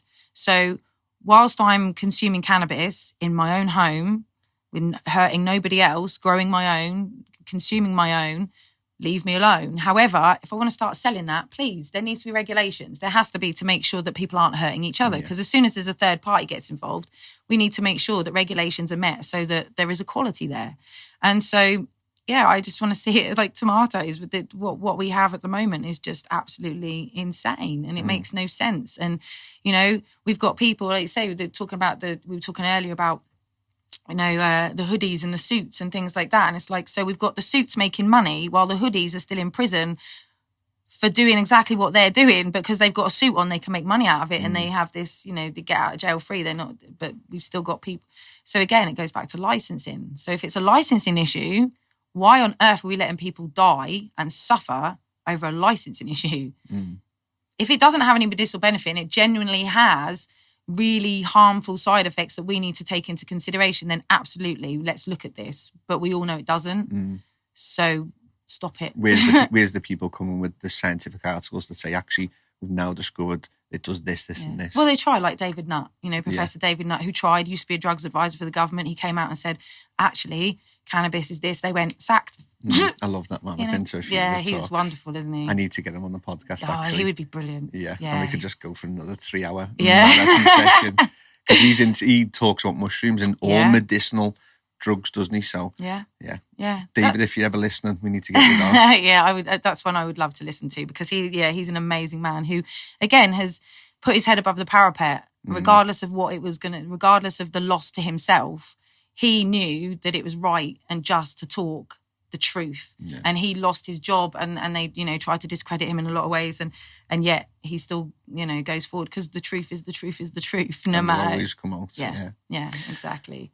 So, what happened with this picture? I can see you being marched away outside the Houses of Parliament. You had these lovely silver bracelets on. Were they nice Tiffany's or? I wish. Where were they from? Yeah, Her Majesty's silverware, I think it was it? That was an interesting day. It was the UPA's. I think MP Paul Flynn, rest his soul, bless him, another guy who tried really hard to fight for us. He was having, I think, the second reading of the. There's been second reading, third reading. Where's that now? What's happened with that? Nothing. Oh yeah, it's all gone because And but we were having a kind of a protest outside, and obviously I was with Jeff, and Jeff got arrested, and so I took it upon myself, because Jeff got arrested around the corner and kind of got taken off. And I thought, well, no one knows this is happening, so really I should go and tell everybody what's happening. So I went around the corner to where the protest was, and everyone was gathered, and I kind of got the megaphone and I kind of said, Jeff's been arrested, an activist has been arrested. Isn't this here what you're fighting for is for cannabis? And yet someone's now just been arrested. So, and that was it. Everyone got up and was like, we need to go around the corner. And I was like, oh, there's a lot of people. I wasn't quite, this is not what I was expecting. But the people that came down, there was no aggression on our side at all. There was people that were like, let him go, and cannabis is a medicine, and getting with the police. And then the van went off, and it was fine. And there was a few people, and I was like, look, just what's done is done now. He's gone. Let's just go back to the protest. There's no point carrying on. The police aren't the ones to blame. They're just enforcing what they're enforcing. So I was turning around to go and walk back to the protest quite happily. And as I went round the corner, I went and I looked over, and there was a group of about 8 coppers. And one of them went, that's her. I saw that's her. And I just went, It's like, I'm going this way. I'm definitely going, I'm going to keep going this way. And so I was walking this way, and from behind, they jumped me from behind. Yeah. My phone went flying. It's like, stop resisting. I was like, what? And I was like this, going, I'm not giving him a risk. I said, what are you arresting me for? We'll tell you in a minute. No, you won't. You'll tell me now. Stop resisting, stop resisting. I was like, and I'm screaming, like, where's my phone? Because I see my phone go over there, and that's it. Someone's picked my phone up. And I'm like, where's my phone? I need my phone. Like, my kids are here somewhere, And so they eventually managed to arrest me, and frog marched me off to the van. Just like, and I'm just thinking, oh God, I've got a load of weed in my bag. I'm like, oh, this is just the beginning of my problems now. This is just what the start. What was the hair colour when this happened? Oh, it was pink. Was it? Yeah. So of course I'd stick out like a sore thumb. It's like, it's all great if someone needs to see me from the side of a room. Oh, there she is. But the police can also go, there she is. It's like, the shit. One pink dot just both. That's it. Me trying to walk away inconspicuously with dressed like a suffragette, with a big sash on that says weeds, not words. And so they got me in. It was interesting because I figured, I sat there and I thought, well, I'm going to the police station now. This is interesting. I'm handcuffed in the back of a van. This is happening. Okay, well, you've got a few ways you can deal with this. You can either be hysterical, or you can just use this to your advantage. So I figured that I'd really just kind of burn their ears off with everything that I knew. So I made sure that I just told everyone that would listen everything that I knew about cannabis. And I suppose I made a bit of a joke about it, really. I got down to the police station, and they had the the arresting officer, the sergeant behind the desk, and I'm stood there and there's loads of people sat around all with their handcuffs and that. And I've got my handcuffs, dressed as a suffragette. And I was like, do you like my outfit then? And it was like, yeah, what you come out? I was like, a suffragette? And it's like, right, why? It's like, well, because 100 years ago, you know, I could walk into a pharmacy and I could get my kid cannabis, but I couldn't vote. I can vote now, but now I've been nicked for cannabis. So it's a bit funny, isn't it, really? Like, you know, they're like, okay, you don't really know what to do with you. And I just thought, well, I'm just going to make sure you never forget me. And make sure how much of a problem I am. Yeah, and I'm going to make sure that you listen and you hear everything, because you are going to understand how bloody ridiculous this is by the time that I've left. And they didn't lock me in a cell. They kind of left me with everybody else. So I just talking and talking. And then they did get me in an interview room and they start chatting away to me and stuff. And I was just like, just told them my story. I said, this is the story of my son. This is why I do what I do. And, you know, and this is why I won't stop. And so, yeah, I think I was in there about 7 hours or something like that. But I remember when they'd been through my bag, obviously. And I had 2 Paxes. One wasn't even mine. I was gutted. 2 Paxes. They put the 2 packs out on the table and they had 1.5 joints. One was not touched and one was a half. And then I had a CBD lip balm. Yeah. And I had some seeds, 2 seeds that someone had given me, right? And he gets them all out and he's sort of looking at me like he's really proud of his find, his treasure, you know. I'm like, okay. And he said, yeah, we'll be having some fun with this later. And I went, really? I says, if you lot can have fun from what, 1.5 joints and a bit of like burnt. I said, well, you needs to get out more. I said, you lot really need to get out more if this is going to get your rocks off. I just hope it wasn't with the CBD balm they were going to have some fun with. I know. Well, they didn't want to give it back to me, you know. They were arguing with me not giving it back to me. They were arguing. Yeah, I was like, it's CBD balm. And they were like, yeah, but you know, and I was like, it's CBD balm. There's nothing illegal in there. And I actually said to couples, I went, don't think that we don't know that's what you do with most of the drugs that you confiscate. We know what you do with them. We know that you take them for yourself. And they were like, really? And I was like, oh. But I might say something a little bit like unpopular here, but I hope anyway. This is a hope sort of statement. I hope that most people who become police want to do good. Yeah. I genuinely hope that. I know that there's in it, but in every walk of life, there's people who want to take advantage of these powers. I hope that maybe if we can convince the ones who genuinely want to do good, that they'll turn around to the people above them and their superiors will turn around and go, you know what, we're arresting people for a plant. All that time that we've had to spend on that, we could then focus on rapists, murderers, real criminals, paedophiles that are hurting people. Yeah. And like, how much more time, how much more people could we get if we didn't have to focus on this? That's where I hope it goes. I hope the activism changes the people who are in power on the front line, the police, to turn around to their superiors and go, we're wasting our time. And I know that this goes on, they would turn around and go, 2 paedophiles walked there because there was not enough manpower to get the evidence to put them away. If we didn't have to spend time doing this, we could have got them. Yeah. And I hope that comes out. I think that could be a good way for change to happen. I think education within the police force as well, they don't even understand half the time. Because when I sat in Charing Cross with these police officers, I said, do you know who the real victims of this crime are? You know, I said, it's the people that just want to help themselves and be left alone. And I explained to them, I said, did you know that across this country, there are people who are growing medicinally for themselves who get found by gangs. The gangs put their doors through. The gangs take their plants because they've worked out when their grow is about to come down. They steal everything and they say, you grow for us now. And I said, where's their recourse? Who can they go to? They can't go to the police and say, this lot have just come through my door and now I'm in a gang. They can't. I said, and the cop was like, what? That goes on? I was like, yeah, a lot. Older people, vulnerable people who are sick. And I said, these gangs, I don't want drug dealing gangs on the streets either, be it cannabis, cocaine, heroin, whatever. I don't want gangs in charge of anything like that, because they don't care. It's all about the money. They're not bothered who they hurt.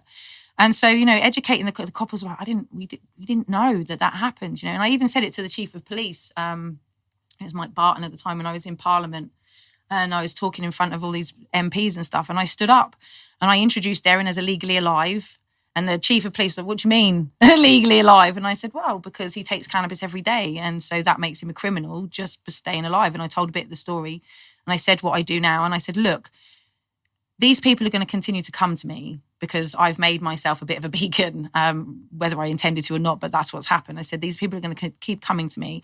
Now, I have the ability to help these people. If I don't, and I can, I'm a monster and I'm not a monster. I said, so either you stop arresting people for trying to help themselves, or you go some way to try and make sure that I don't have to do what I'm doing and they can get the help, the true help, where they need to get it from a doctor. And I said, you're either going to have to arrest me or do that. And he was like, no one's going to arrest you. And I said, that's been written down. I'll keep you to that, Yeah. But the educator, I went on to tell him further about what's actually happening with gangs and things. And they don't know. They really honestly think, some of them just think, it's a cannabis plant, it's illegal, so therefore, we're just doing our job, we're just enforcing. But a lot of police officers, I've got a lot of police officer friends. Many people don't know this, but I got in the police force twice. So I was nearly a copper twice. Yeah. Once in the Metropolitan Police and then another time in Norfolk Constabulary. And it was just circumstance that I didn't end up going through with it. Yeah. Which would have been funny, really, wouldn't it? I have done. Because you'd have still had to save your son. Oh, yeah, absolutely. And you'd have still done the same thing. And I'd have still done the same thing. And, and I was one of those people that I just wanted to do good and I thought that I could change the system from the inside. But sadly, it's going to take a lot to change the system from the inside because the system, unfortunately, has become very toxic. And that, including in our prison service and our police service and everything, it's again been run like a business, much like the NHS. So it's not about people, it's about profit. Yeah. You get groupthink as well. That's the problem. If you've got one individual, you could have gone in there and tried to make change. Groupthink would have just drowned you out and made you maybe a victim. Yeah. They might have targeted you, kicked you out. It's with groupthink, it's a very big psychological pressure that happens naturally. Yeah. So I think it would be very difficult to do something like that. I think you're doing a much better job. Thank you. On the outside. I try. But one thing from the arrest in Charing Cross is that by the time we went to leave, the police were like, "Would you come back and do an education thing for us?" And I was like, "Yeah, if you want." Never took me out. It never kind of went any further. But they were so interested. They were really genuinely interested. And a lot of constabularies in the country, it happened with Durham originally with Ron Hogg, another one, God rest his soul, who is not here anymore fighting our corner, who, said we are no longer targeting small-time cannabis growers because I think that the money, it was something like £700,000 to get a bust going because you have to watch that person. You can't just walk in their house. You have to get a warrant, and that comes with a lot of surveillance. So the manpower, the man hours it takes to get one grow busted is £700,000. And they know that the bigger operations within 72 hours are back up again. So 700 grand every 3 days. The police the police force cannot afford that, and neither should they. And like you say, there are many now constabularies that are turning around going, we're not doing this because you cut our budget by 23% last year, 22% by this year. We have less officers, 20,000 less officers on the street, and you expect us to go chasing people for a plant when we've got people who are actually really hurting people. Yeah.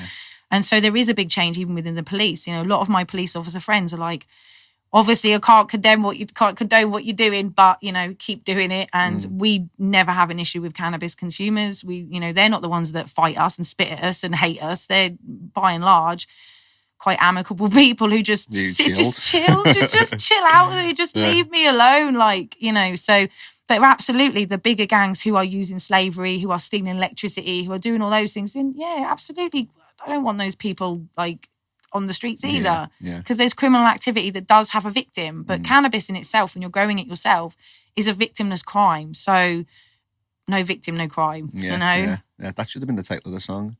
No woman, no crime, no victim, no crime.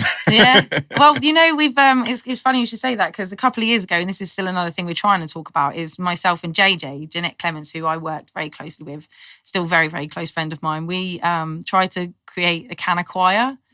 Because she used to manage bands. Her dad used to manage Black Sabbath, and she's a really good singer. And I've got a bit of a voice. And so she was like, Is that a safe thing to say on a podcast with a microphone in front of you? I've never sung in public, so it's not going to happen. But on my IGTV, there's a few where I've got a bit brave and sat in my car. But she was like, we need to have a Canna choir and we need to sing cannabis-based songs, maybe dressed as suffragettes, and we go and stand in the streets and sing, And so our mate Gags Morgan actually took No Woman, No Cry and turned it into No Victim, No Crime. Yeah. And we've got this he's adapted all the words, so we've already got it. We just need to get the Canna choir together and get in a studio. Get it released, get it onto Spotify. I'd love to. It's another one of these things that we've got all these little ideas that have been bouncing around for so many years, and it's just we're just all so busy that nothing. Every now and again, one of the seeds that we plant will pop up into a flower. Like, yes. But there's so many seeds that we've kind of planted that are just still sitting there going, it's just a bit of water, a bit of love and attention, and it'll come to you. Yeah, a bit of focus. And talking about focus, how do you see the movement going overall? Oh, it's a difficult one, because I think the more it becomes, like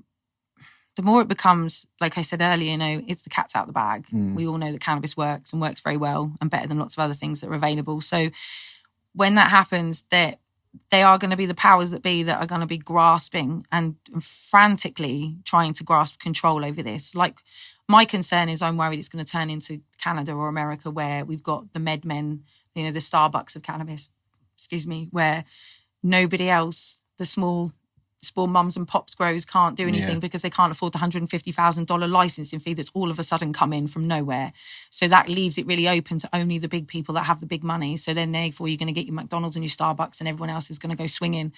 That's my concern. And that's my concern with a lot of interest from a lot of corporations and more, because like you, I'm very protective.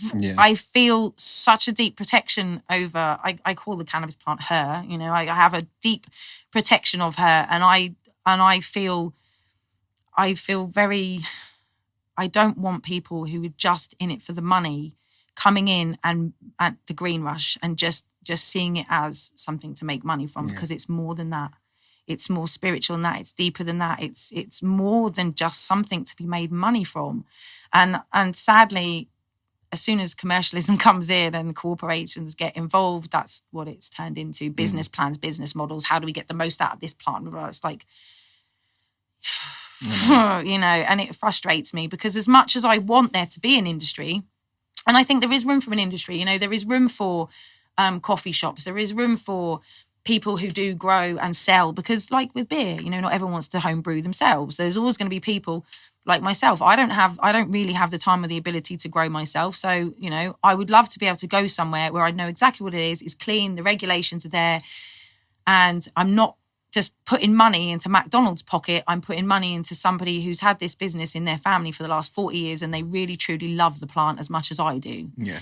If it all comes to fruition as the way I'd love to see it with cannabis clubs and dispensaries and things, that I would love to see, again, it will be the same thing as it was when Tesco started to take over. You had to get back on the high street. We want the high street stores, and high street stores just gone. And now we've got high streets that are ghost towns because you've got a massive Tesco's and a Morrison's over there.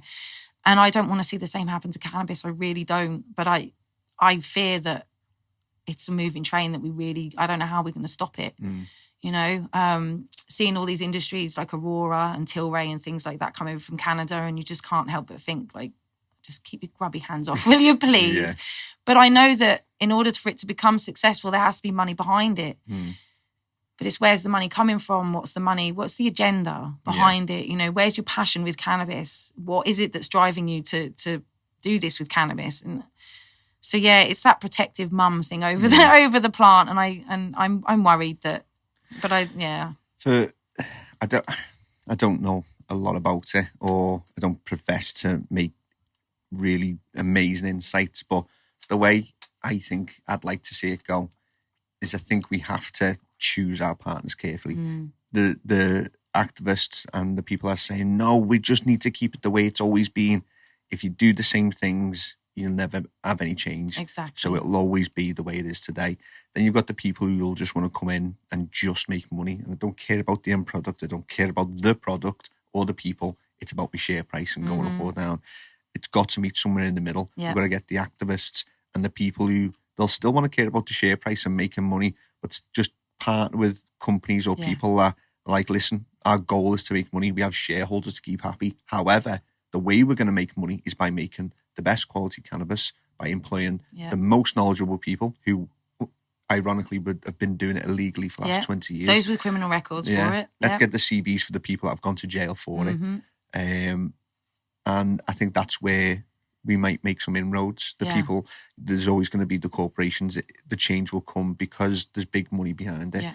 That's where I think the change might come. It would be good if it could. And I think because we need, we can't just take the paradigms and the systems that we've applied to everything else, like the pharmaceutical industry and things like that, we've got a chance now to do things differently, where if we can try and convince these people who are just all see the money, the shareholders, if we can convince them that there is more than enough for everybody, you don't have to be so greedy, and we can help people and make you money at the same time. Can we please do something different? Can we please not shit all over everybody just so you can make me, let's find a way where we all win. Come on, that's better for an all-round long game situation, isn't it? And trying to find these people who are altruistic with their money, who do have some kind of heart when it comes to cannabis. It's finding those right people, that you say, it's getting the right partnerships.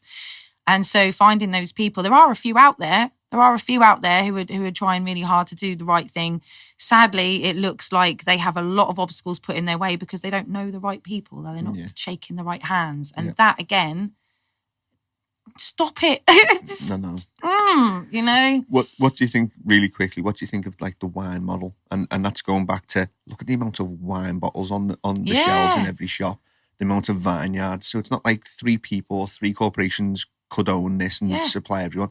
There's literally thousands of different bottles of wine, from your £2 Lamborghinis to your £5 wines, the £10 wines, 15, 20, 50, £100,000 wines. Like, is the wine model something that you... I had never thought of it like that before, actually. But yeah, I mean, because obviously still we have, smaller vineyards that make very bespoke wine, or very, and it would be the same. You'd pay extra for getting that level of care, which you do with wine. You pay more for a wine that's come from a smaller place. So they've been doing it for longer, and as you should, because they've built up the knowledge, and so they should be rewarded for that. So yeah, having a model like that, as long as it depends, again, obviously the regulations and things that people are going to put upon it. Where is it going to be a case of, like I say, 20% THC, things like that? It's got to be. I think if they're going to do anything, they've got to allow it in all of its forms, and not be so scared that, if we have people growing their own, then we're never going to make money out of it. Well, of course you will. Like I said, there's always going to be people that don't want to grow their own. My dad brewed his own wine. He said it tastes like vinegar. And my dad's like a perfectionist. He'd have followed the rules. He'd have done everything. My nan was like an amazing winemaker, but she had 40, 50 years experience. Yeah. And she went and bought her own wine. She's like, mine's great, but you only have a little bit of it. Sometimes I want something different. Yeah. Her wine would get you pissed. Yeah. Do you know what I mean? It's like, sometimes I want to drink a proper bottle of wine and feel okay. Drink a glass of my wine, you're done for the night. That's it. You know what I mean? Yeah. So if they were allowed to grow their own, they would still go to the shops to experience something else. Yeah, there is more than enough. There is abundance out there. And I think that's what I want people to remember, especially those that are very figured money driven. It's like, there's more than enough for all of us. Let us that can't afford it, let us grow our own. Let us do that, because we're not gonna affect your bank balance over there. I promise you. Little old lady over there who's grown a couple of plants for our arthritis. She ain't no threat to the pharmaceutical. the big. She's no threat to you, Aurora. Stop. There's no need for it. But I get it. They're in it. They're very different thinking people. They've got to where they are because they're corporate minded. So that's the only reason why they're as successful as they are. So they're going to use that model to continue being successful. Of course they are, but that model isn't good for people, the people at the bottom, and they're the ones I'm worried about, because I'm one of them. I'm not sat around a massive table with loads of people chucking investment at me and talking big figures and numbers at me. I'm, by and large, like I say earlier, I'm pretty much doing everything on my own, because what I mainly do is illegal, and so that turns a lot of people off, and then it's, so me getting backing from any investor or anybody who's legal is very nigh on impossible. And would I want it? Probably not anyway. I'd much rather do what I do on my own and know that it was me that got me there. But the way it's going, I don't know which way it's going to go. And I guess, well, that's it. Only time will tell. That's it. Well, all we can do. I mean, I've said this to a lot of people. People who are angry at the system and they try and fight the system. I was like, there's no point. The system has been entrenched for a very long time, hundreds of years, and they are well equipped with everything they need to completely squash us if they want to. So what we have to do is, rather than wasting our energy trying to fight them, we have to spend our energies building something better, so that when their system crumbles, because we take ourselves out of their system, because it's the only way their system will crumble is we don't rely on it anymore. While we're going to them for our medicine and our food and our water and everything that we need to survive, we are keeping that system going. So we have to take ourselves out of the system and look after ourselves. And once we do that and we've built a better system, naturally it will take over. There's no fighting. We don't need to fight them. We need to just work together to build something better so that theirs naturally comes obsolete, you know? Yeah. Getting people to do that is harder than it sounds, though, you know? But, yeah. Right, we're going to do 3 bullet points. Okay. Hemp and CBD Expo. You're a key speaker at the event. How do you feel it went? I think the last one didn't go as well as the other ones, and whether that's because oversaturation of the market, because all of a sudden there was millions of hemp and CBD expos. There was just loads of them popping up. Yeah. You know, I was hearing, "Oh, are you at this expo?" I'm going, "What expo?" They're like, "Oh, such and such." I'm like, never heard of it. You know, there was loads of them. So I think when it first started, it was a really good concept, but I think it's just, like you say, it's been oversaturated. Too many people are now trying to do exactly the same thing. My problem with it was we went as a media company, MPK Media went, and we filmed the event, and I thought it was great. There was lots of stands, and this was amazing. I thought this could be the start, and it just became at the end of the weekend, I just saw more and more people in suits, less and less people dressed like me. I thought, what is this really? Is this about change, or is this about just cashing in? Yeah. Is this event about change, or is it about cashing in? I don't have the answer to it. Yeah. I know what I feel it was, but if there's going to be more expos, I think it needs to be more about the change and include the people that don't try and push the people out that have made you get to this point, and try and bring the people in to make you money. We need to celebrate those people that we've built the back of. The suits are needed, Yeah. But just as much as the suits are needed, the people who built this industry are needed. Exactly. And we saw the same in America, you know, people 20, 30 years who'd been blood, sweat and tears. And then that's it. The corporations came in with their suits and they were completely downtrodden. It's off their blood, sweat and tears that these corporations have managed to get where they are, and then they're completely forgotten about. And that's wrong. Like I say, we should be giving, when the jobs come about, we should be going into prison. Right, get everyone out of prison who's in there for cannabis. Right, what do you do? Oh, he had a massive grow. Right, I want to see him. Yeah. You know, rather than keep him out of the industry. It's like, what are you doing? You know, how successful were you? Yeah. How many did you have going? You know, and it building something to the detriment of other people or using them to further an agenda is not something that I will ever want to be part of. And I think I want to celebrate those people that have built this industry and who've been working in this industry for 30 plus years, you know, when it was illegal, and you've got to reward them. Yeah, they've made the sacrifices years ago, years before you even knew what cannabis was, mate. You know, and now you've all of a sudden seen a ching, oh, it's a green rush over the, you know, no, we need to remember, mustn't forget those people Everyone that started together. this. Yeah. July 2018, this caught my attention because it was the Fart Who meeting. What's the Fart Who meeting? What's all that about? So Zoom bear with you, say Fart Who meeting.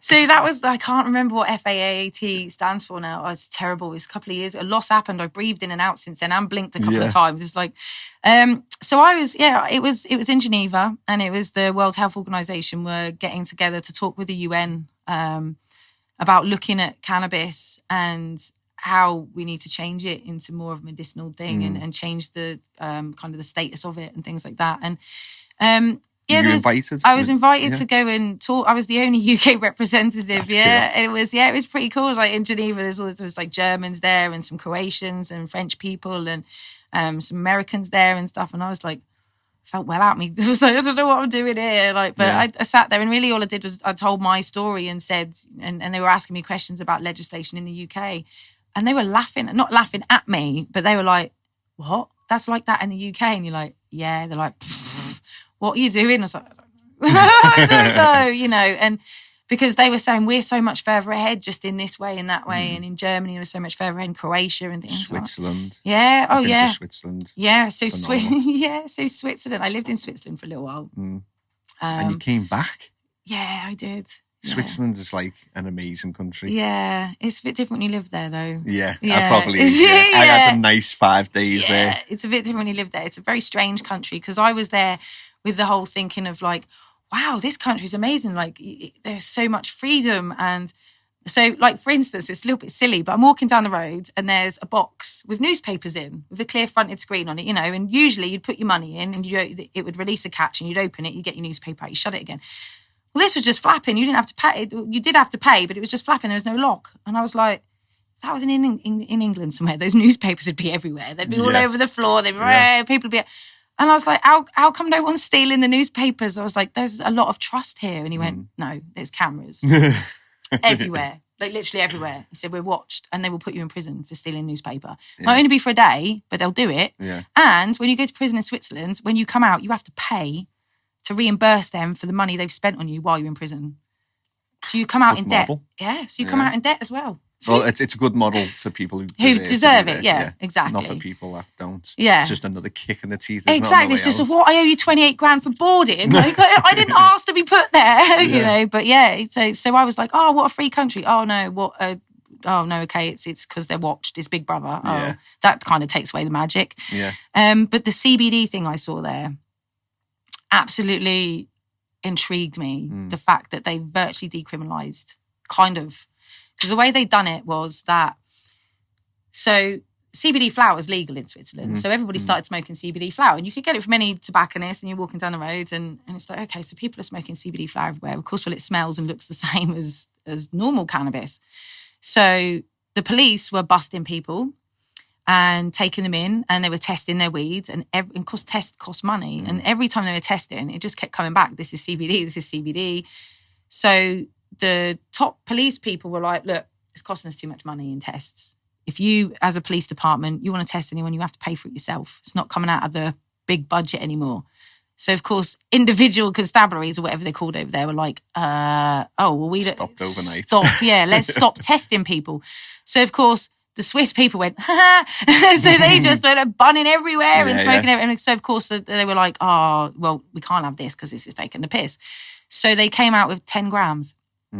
So anything under 10 grams, they aren't going to test you. They ain't going to take you in. They're going to leave you alone because it's not worth it just in case it's CBD. Anything above 10 grams, it's worth taking you in because if they do get you for THC, then it's worth it. It's worth it. Well, funny story. We were in Luke was with me actually. We were filming at one of the big farms, Mankey Farm, CBD producer. And up until then, I'd never smoked or consumed CBD, pure CBD cannabis. I was like, I'm going to try this. It's nice. So it was lovely, lots of tastes, and the farm was brilliant. It was with sandlights on top of them, just beautifully grown plants. So we've gone back to the Airbnb, mountains in the background. I'm like, I've got work to do. Like we were up till late doing all the editing. So I'm like, CBD weed is great. And then just get shared round, another one. You don't taste the difference. Half an hour later, I wasn't doing anything. Somehow it got mixed up and I was just sat on a recliner like, who's put the extra bits in here? Do you know what I mean? It was a good night. Yeah, fair. But it was a gorgeous country and it was a good experience as well, having the CBD weed as well. Yeah. WTU, We the Undersigned, what's the movement? How do people support them? What's their main goal? So I probably should know more about this, but Phil Monk has an idea to basically try and get the community together to try and take the government to court over like human rights access, to cannabis. And his idea was to find a solicitor who would do that, someone who like a real earmark kind of, this would be history changing kind of, if we can get this to go to court.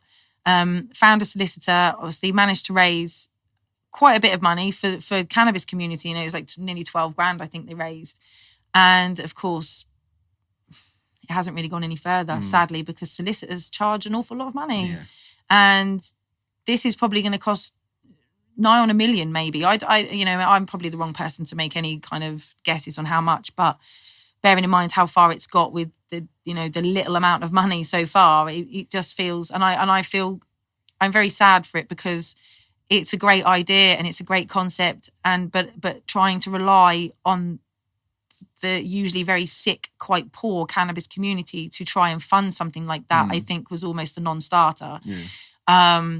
They would need to get money from investors who care, really, to really push this forward. But Phil keeps trying, and he's so articulate and he's very clever, and he has an amazing drive, even though he's very sick himself. He tries really, really hard to keep everything going. And again, being off Facebook, I'm really kind of out of the loop with everything that's going on. I just know that I support him wholeheartedly. I really do, and everybody that's involved in it. And I wish that I could do more, and I wish that there was something we could all do that would just get this going. Yeah. But it seems that the second you get a solicitor involved, that's it. Your money's gone. Wouldn't it be great though? And I know that it would be used as a marketing ploy, and let them use it as a marketing ploy. But the big multi-million pound companies that want people to buy their cannabis, or wherever this is around the globe, £1 million in some companies have £1 million marketing budgets. How good would it be, even just as a marketing trick, to go, there you go, read the undersigned, there's £1 million, go and have your fight. If it didn't do anything, they've still, that one company supported grassroots. Yeah. So then the community can look at that company and say, yeah, you are out to make a profit, but you actually do care, you've proved it. Yeah. And that £1 million would be probably one, if they wanted to make money, it would be one of the best ways to spend $1 million, because they've helped the grassroots. Everyone would see it. Whether it worked or whether it didn't would be down to WTU. And this company can say, we've tried to help. We just want to make this now. Yeah. Do you know what I mean? Yeah. I think that would be amazing if something like that could happen. It really would. And it's just, it's sad. It's a lot of money that's got to come from somewhere. And I say, trying to get it out of the community is... And people give as much as they can, but a lot of the time, these people are on benefits themselves. They're scraping. They can't even afford to, buy the cannabis they need to keep them well a lot of the time. And it's donate. And it's sad. And like you say, it's such a shame that some solicitor didn't go, do you know what? I earn enough on everything else I do. In fact, I'll give you my time for nothing. Yeah.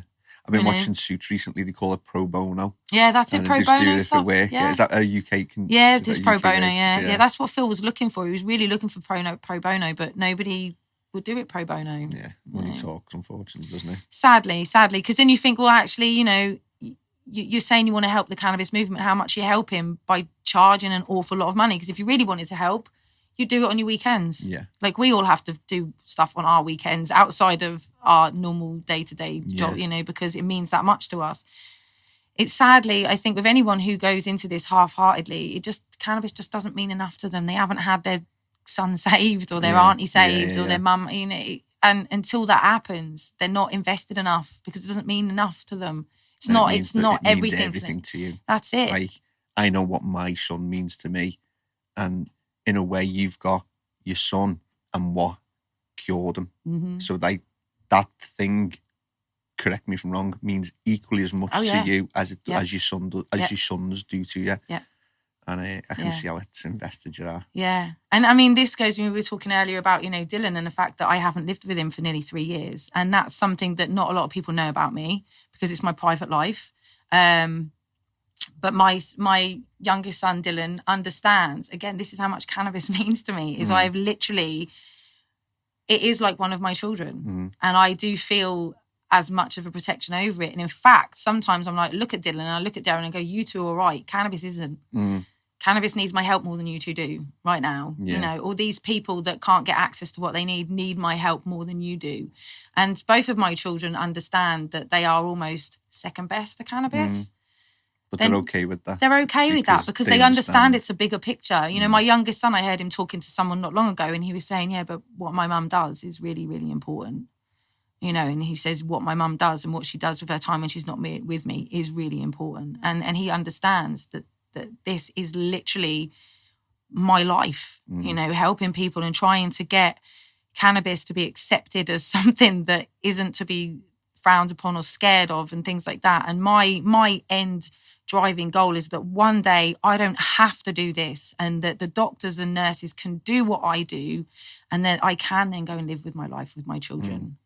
And I can then prioritise my children then become more important to me than cannabis because cannabis doesn't need my help so much anymore. That's what I'd love. Yeah. Well, talking about that, your love for it, a little bit about you now. So okay. You book a consultation on the website, and let me just lead up to this a little bit. A lot of people look for in their jobs meaning to life and the meaning to what they do. And all I'd say is I can easily see where the meaning comes from for you because you've used cannabis to save your son, and that should mean the world to you. It does mean the world to you. If you could do that for one other family and educate them, help them so that one of them, mum, father, can save their son, you could just sit back then I've like that's me done. I've saved another person's life. Doctors get to experience it. Oh, doctors should get to experience that quite often, but that is like a big meaning. So leading on to that, you do consultations on your website, which is callieblackwell.co.uk. Yeah, and on my Facebook page, because I do have an author, an official Facebook page, which I do still man. It's just my private page that I've taken off, on Instagram and things like that. But I had, and I've been, I've been criticised for this, and that's fine, because people don't live my life for me. People don't pay my bills for me. People don't have to run my car for me. And so, the criticism that I do take it on board. However, over the last 6 months and stuff, my workload has just increased massively, especially with COVID, because the NHS weren't giving treatment to people. People were walking in with stage 2 cancer that is usually very treatable on the NHS and being told you're under palliative care. There's nothing we can do because of COVID. And so I was getting a huge influx of people, like all of a sudden, just my cancer treatment's been stopped. I've looked for alternatives. You've come up. Please help me. I'm desperate. It's like, geez. So I had a massive influx. And so I couldn't continue working the way I was working, which was, I was literally answering messages at 3-4 o'clock in the morning because I felt so guilty, because there were people, and I understand that desperation. That's the other thing. I'm not just someone who sells oil because I sell oil. I do this because I understand that desperation and that sheer kind of trying to find something that helps because nothing else has. And so I found myself, 3 or 4 o'clock in the morning, I'm just working continuously, and I was just repeating myself. And my time, I just wasn't managing my time correctly. And so with the help of Jesse, actually, he's really kind of come in and taken me, that was this ball of like that, just blue ass fly, I didn't know what I was doing half the time. And he's come in and gone, just settle down and just, and so I've developed like a consultation process, I call it, where I sat for about 17 to 20 hours one day, and I just wrote a load of Q&As of questions that people always come to me with, because I'm sick of repeating myself. So I'm just going to write a massive Q&A. And I update that weekly with, if people come out with me with a new question, I'm like, oh, bloody hell, I haven't covered that one, right? Cover that one, So I put together this huge consultation process with all of the information really that I have, with links to other information where they can even learn how to grow their own, learn how to make their own. I'm not in this to monopolize that person and say, don't worry, I'll look after you forever. Just give me your money. I'm like, I'll help you now, but you really need to look after yourself, because you need to look after yourself. I want everybody, give the man a fish. I want everybody to be self-sustainable. And so I started doing what, I call consultations. And then I realized that people then wanted to ring me. People wanted to talk to me. And I was like, well, the second I talk to you and I just talk to you, I can't be messaging. I can't do anything else. So I need to start. And people were saying, you need to start charging for your time, Callie. And I'm like, I can't do it. Morally, I can't do it. And it got to the point where I was like, do you know what? Well, it's actually Jesse said to me, do you know how long you've been doing this? It's like nearly as long as a doctor trains. Yeah. You've been in this for 6.5 years. Plus you've got your 4 years previous experience of chemotherapy and cancers and the oncology world. You've been working a long time for this. You deserve to be rewarded for what you're doing, and your time and your knowledge and your expertise. And it was really more of a lack of self-worth for me, is why I wasn't kind of charged for my time or getting anything. I was literally doing everything for nothing. And it was killing me. You can't live like that. I've been living like that for 6.5 years. I can't live like that anymore, Can't keep relying on people to put me up on their sofa. I have to start giving a bit back. And unfortunately, we all need money. So I developed the consultation process, and I don't charge everybody. If you can't afford it, then that's fine. You don't pay it. I will still help you. I'm not going to turn you away. And there's been a number of people who've just gone, I can't afford to talk to you. And I go, okay, then I'll talk to you for free. It's fine. Yeah. And I don't charge an exorbitant amount of money. I actually, if you took it down to my hourly rate on the amount of time I spend with an individual, I'm not even on minimum wage. I really am not. I've gone in with as much as I need, because I'm not a greedy person, and I really don't have, I don't drive a Mercedes. I don't have loads. I haven't, I'm wearing clothes that I've had for years that have been gifted to me, so money isn't my driver, but I still need it to live. The way I'd look at it is, if anyone criticises you for doing this consultation, you'd say, okay, the alternative is I go and work a job to earn me money so I can help less people for free. Yeah. So how about I spend more time helping the people? The ones who can pay are paying me, so I don't have to do a job so I can help people. The alternative to not charging means I help less people. Yeah. So I imagine the criticism probably coming from people within the industry. So what would you rather me do? Yeah. Go and work in Tesco's or Ladbrokes or wherever it is you'd get a job, and I'm going to help 5 less people this week? Or would you like just me to help them and I'm going to get recompensed for it? Yeah. What would you do? Yeah. And that's exactly what that has been my response is like, you know, I'm not charging nearly as much as some people within these clinics, you know, to go and get a consultation. I'm not charging anywhere near as much as them. And, you know, I put a little bit on the products that I help people with, and that's how I make a living so that I can continue to live and exactly that I can continue to help people, because I've tried that having a normal job thing.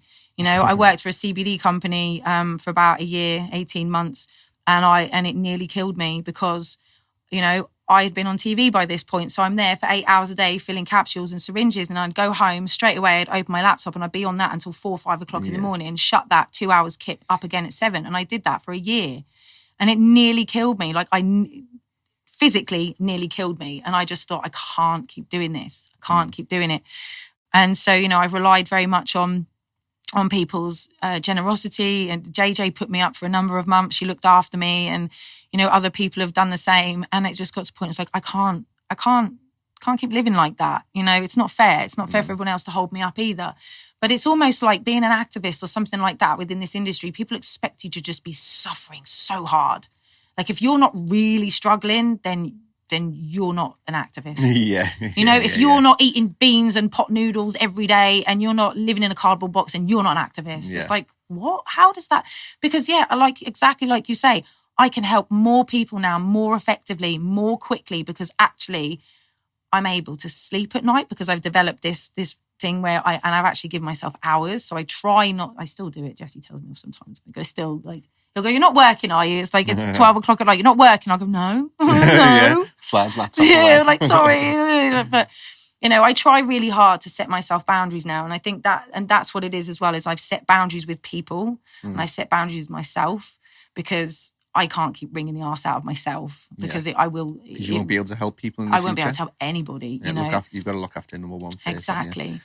So, yeah. We're going to have to do a part 2 podcast, because I literally skipped over. How many minutes have we got left on that there? 12 minutes left. Oh, that was a slow. I got a 15-minute flag. Were you just being overcautious? I like you. I like you. So we've got 12 minutes left. Brilliant. Good, because in the next 2 minutes, I'm going to talk about, as well as cannabis, Callie's all about looking after yourself as a person holistically, the food you eat, the water you drink, the exercise you take, everything. One of the things that we as a shop want to help you with is that people eating healthily. So organic foods, they still get organic foods.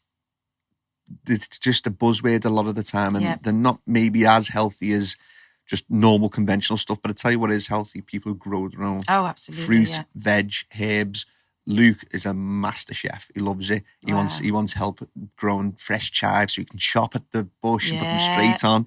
What we wanted to do for you and your listeners is put something together called the Callie Kits. Bit of a play on words, California, but it's the Callie Kits. It's the double L. So the shop has put together packages which uses organic nutrients, full organic. They can choose between BioBiz, which is the full premium organic range, or Canna, which is the vegan organic range. I think a lot more of your listeners, people who follow you, will probably go for the vegan kind of stuff. But we'll put together packages. They go live from Monday, which is Monday will be around the 8th of September. 7th of September. Yeah. So they'll go live from them. And if we've budgeted them, but not made the kit cheap and horrible kit, so it'll last you a long time. But it's in a good price range. And we'll also be throwing loads of goodies as well. Fantastic. So whatever they need. So if you appreciate do need that, that's Callie Kits. And we haven't put it on there, so you have to actually search for them. I don't want random people finding it or stumble across them. Yeah. I want this for people who genuinely want their own fruit and veg, want good kit for a cheap price. And that's just the Callie Kits. You have to search for it. Thank you. How do our listeners support you if they've been moved by the story? How would they support you? One, go and buy the book. That's not even supporting. That's just self-support. Because I love books. And if you want to buy the book, please buy it from me. Don't buy it from Amazon because I get 11p. I know everybody's face does that when I go, oh, you obviously wrote books. I've had so much criticism over the years from people who've accused me of using my son's story to make money. And I've gone, I get 11p a book. I didn't do it for the money. All right. Where did he buy the book directly from you? So you can get, I've got a box of them in my car and I take them around and I send them out to people. So because I can get them at a bit of a discount, not heavy discount from my own publishers. So I get them at a bit of a discount. So I'm able to send them, with a signature. I can charge a tenner and then I get a little bit of money out of that. So it's another way to kind of help me, pay my bills. So we'll buy 10 of these books. Okay. And Yay. for the 10 people that message to the podcast saying that they love the podcast or any questions, then we'll send one out to them for free. And I'll sign them all before as well. Yeah, obviously, I can't sign them for individuals because I don't know who they are yet, but I can sign them with a little message inside so they're all signed. Because trust me, I'm an avid book reader and you'll have this done. If you like reading, you'll have this done in a week because I'm not messing as a page turner. Yeah. How else would somebody support you? So, I mean, really, because of the way that they do the consultations things now, and I do have a small amount of money coming in. It's not really financial help that I need from people as such. It's I need people just to support what I'm doing, the cause, so that support is there for, again, if I do get busted, that the support is there for me in that respect, or the support is there really is just for cannabis. I want people. Just tell everybody and don't be ashamed. Don't be ashamed to come out of the grow closet, talk to people and say, and I do it sometimes even when I'm walking down the road, I'll be standing in the post office or something and I'll hear somebody talking and I'll go, you want to look into cannabis for that really? And they look at me and I go, no, seriously, just go home and Google it. Just go home and Google it. Just keep talking about it and don't be ashamed because that's the best way that you can support me because long term, hopefully, the more support that comes for cannabis, the more support that comes for actual doctors and physicians doing what I do, which means that I don't have to do this anymore, which means that I can concentrate on me and my children and life.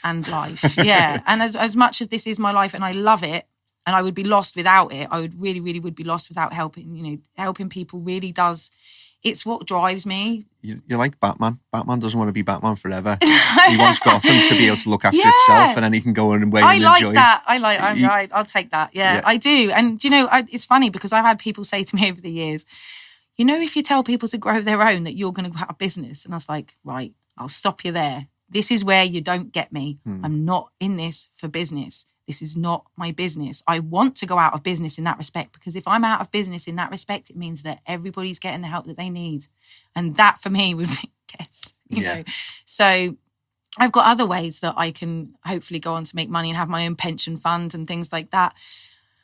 I don't want to continue to have to make money, albeit only a small amount, from sick people. I don't want to rely on those people in order to keep me going. I want to be able to rely on other people that don't need me and the other people that, they just come to me because they want what I'm offering rather than they're at death's door. That I want those people to have access to cannabis right at the very beginning from their doctor in the ways that it's meant to be, not any watered down rubbish that's not really going to help them. I want them to have access to what I provide. Yeah. And the day that they can have access to what I provide, then I'll be so pleased. I'll be so pleased. I want to see everybody because not only, the grow your own thing, even, growing your own vegetables and things like that. I'm always telling the people that come to me, you need to start looking at growing your own now. And they're like, oh, yeah, even I know. for the psychological benefits. Exactly that. The empowerment that comes from gardening. Yeah. The empowerment that comes from, I've seen it myself. I've got, I don't know how many people I've got now into growing their own and stuff, but then they come back to me and they send me pictures of their plants and they go, look. And the excitement that comes from that. And then the empowerment that comes from them creating their own medicine that's keeping them well and not having to rely on somebody else. In control. So empowering, yeah. Control, yeah. And that's what I want people to be, in control of themselves and empowered to look after themselves and those around them. Yeah. Their friends and family. Yeah. I love you. Aww. In an activism way. I love you too. And I love what you do. Thank you. I love how passionate you are for it, and that is truly why I genuinely. This could have gone on for another 3 hours. I could have gone into so much more depth on everything. But I think the cameras dictate how long we can do this podcast. It's like, I've had enough. Yeah, gotta go. they're overheated. But thank you very much for coming on, you. sharing the story. Thank you very much for everything that you do as well for the community. Thank you for giving me a chance to kind of, you know, put some questions to bed, because I know around the community there's a little bit of, oh, she's charging for consultations. Oh, she's now turned into corporate. Oh, she's doing this. Like, no, I haven't. I really haven't. You know, I'd love those people to come on and tell me what you've done. Yeah. And what have you sacrificed? Or what would you do in my position? Yeah. Getting to the point where I physically couldn't continue anymore, yet I still needed to help people. I've developed a way by myself to help more efficiently and effectively, and we all win. That's it. Everyone's a winner. And so, you know, perfect. Proud of myself. www.calliebblackwell.co.uk. Send your messages in. We've got 10 books for the first 10 people. And follow Callie. Are you following your Instagram? So Instagram is _cannabis_activist. And then on Facebook, just Callie Blackwell, and you'll find me. You'll find my main page on there. And anybody who wants to get in contact with me, I do have an automated response that comes up that says I very rarely look at these messages, and I don't on Facebook. I direct everybody to my phone number. So you message that, you'll get given my phone number, and then you'll receive a message from Jesse explaining who he is and explaining how I work. And then we go from there. And then you're in the... Do what I can. Thank you once again. And definitely have you back on to do part 2 and 3 and 4. I'll just be here all the time. We've got a lot more to discuss for the future, haven't we? Absolutely. For everyone listening, I hope you enjoyed the rest of your probably evening by now. But thank you very much for tuning in, listening, and I'll see you all next week. Take care. Bye-bye.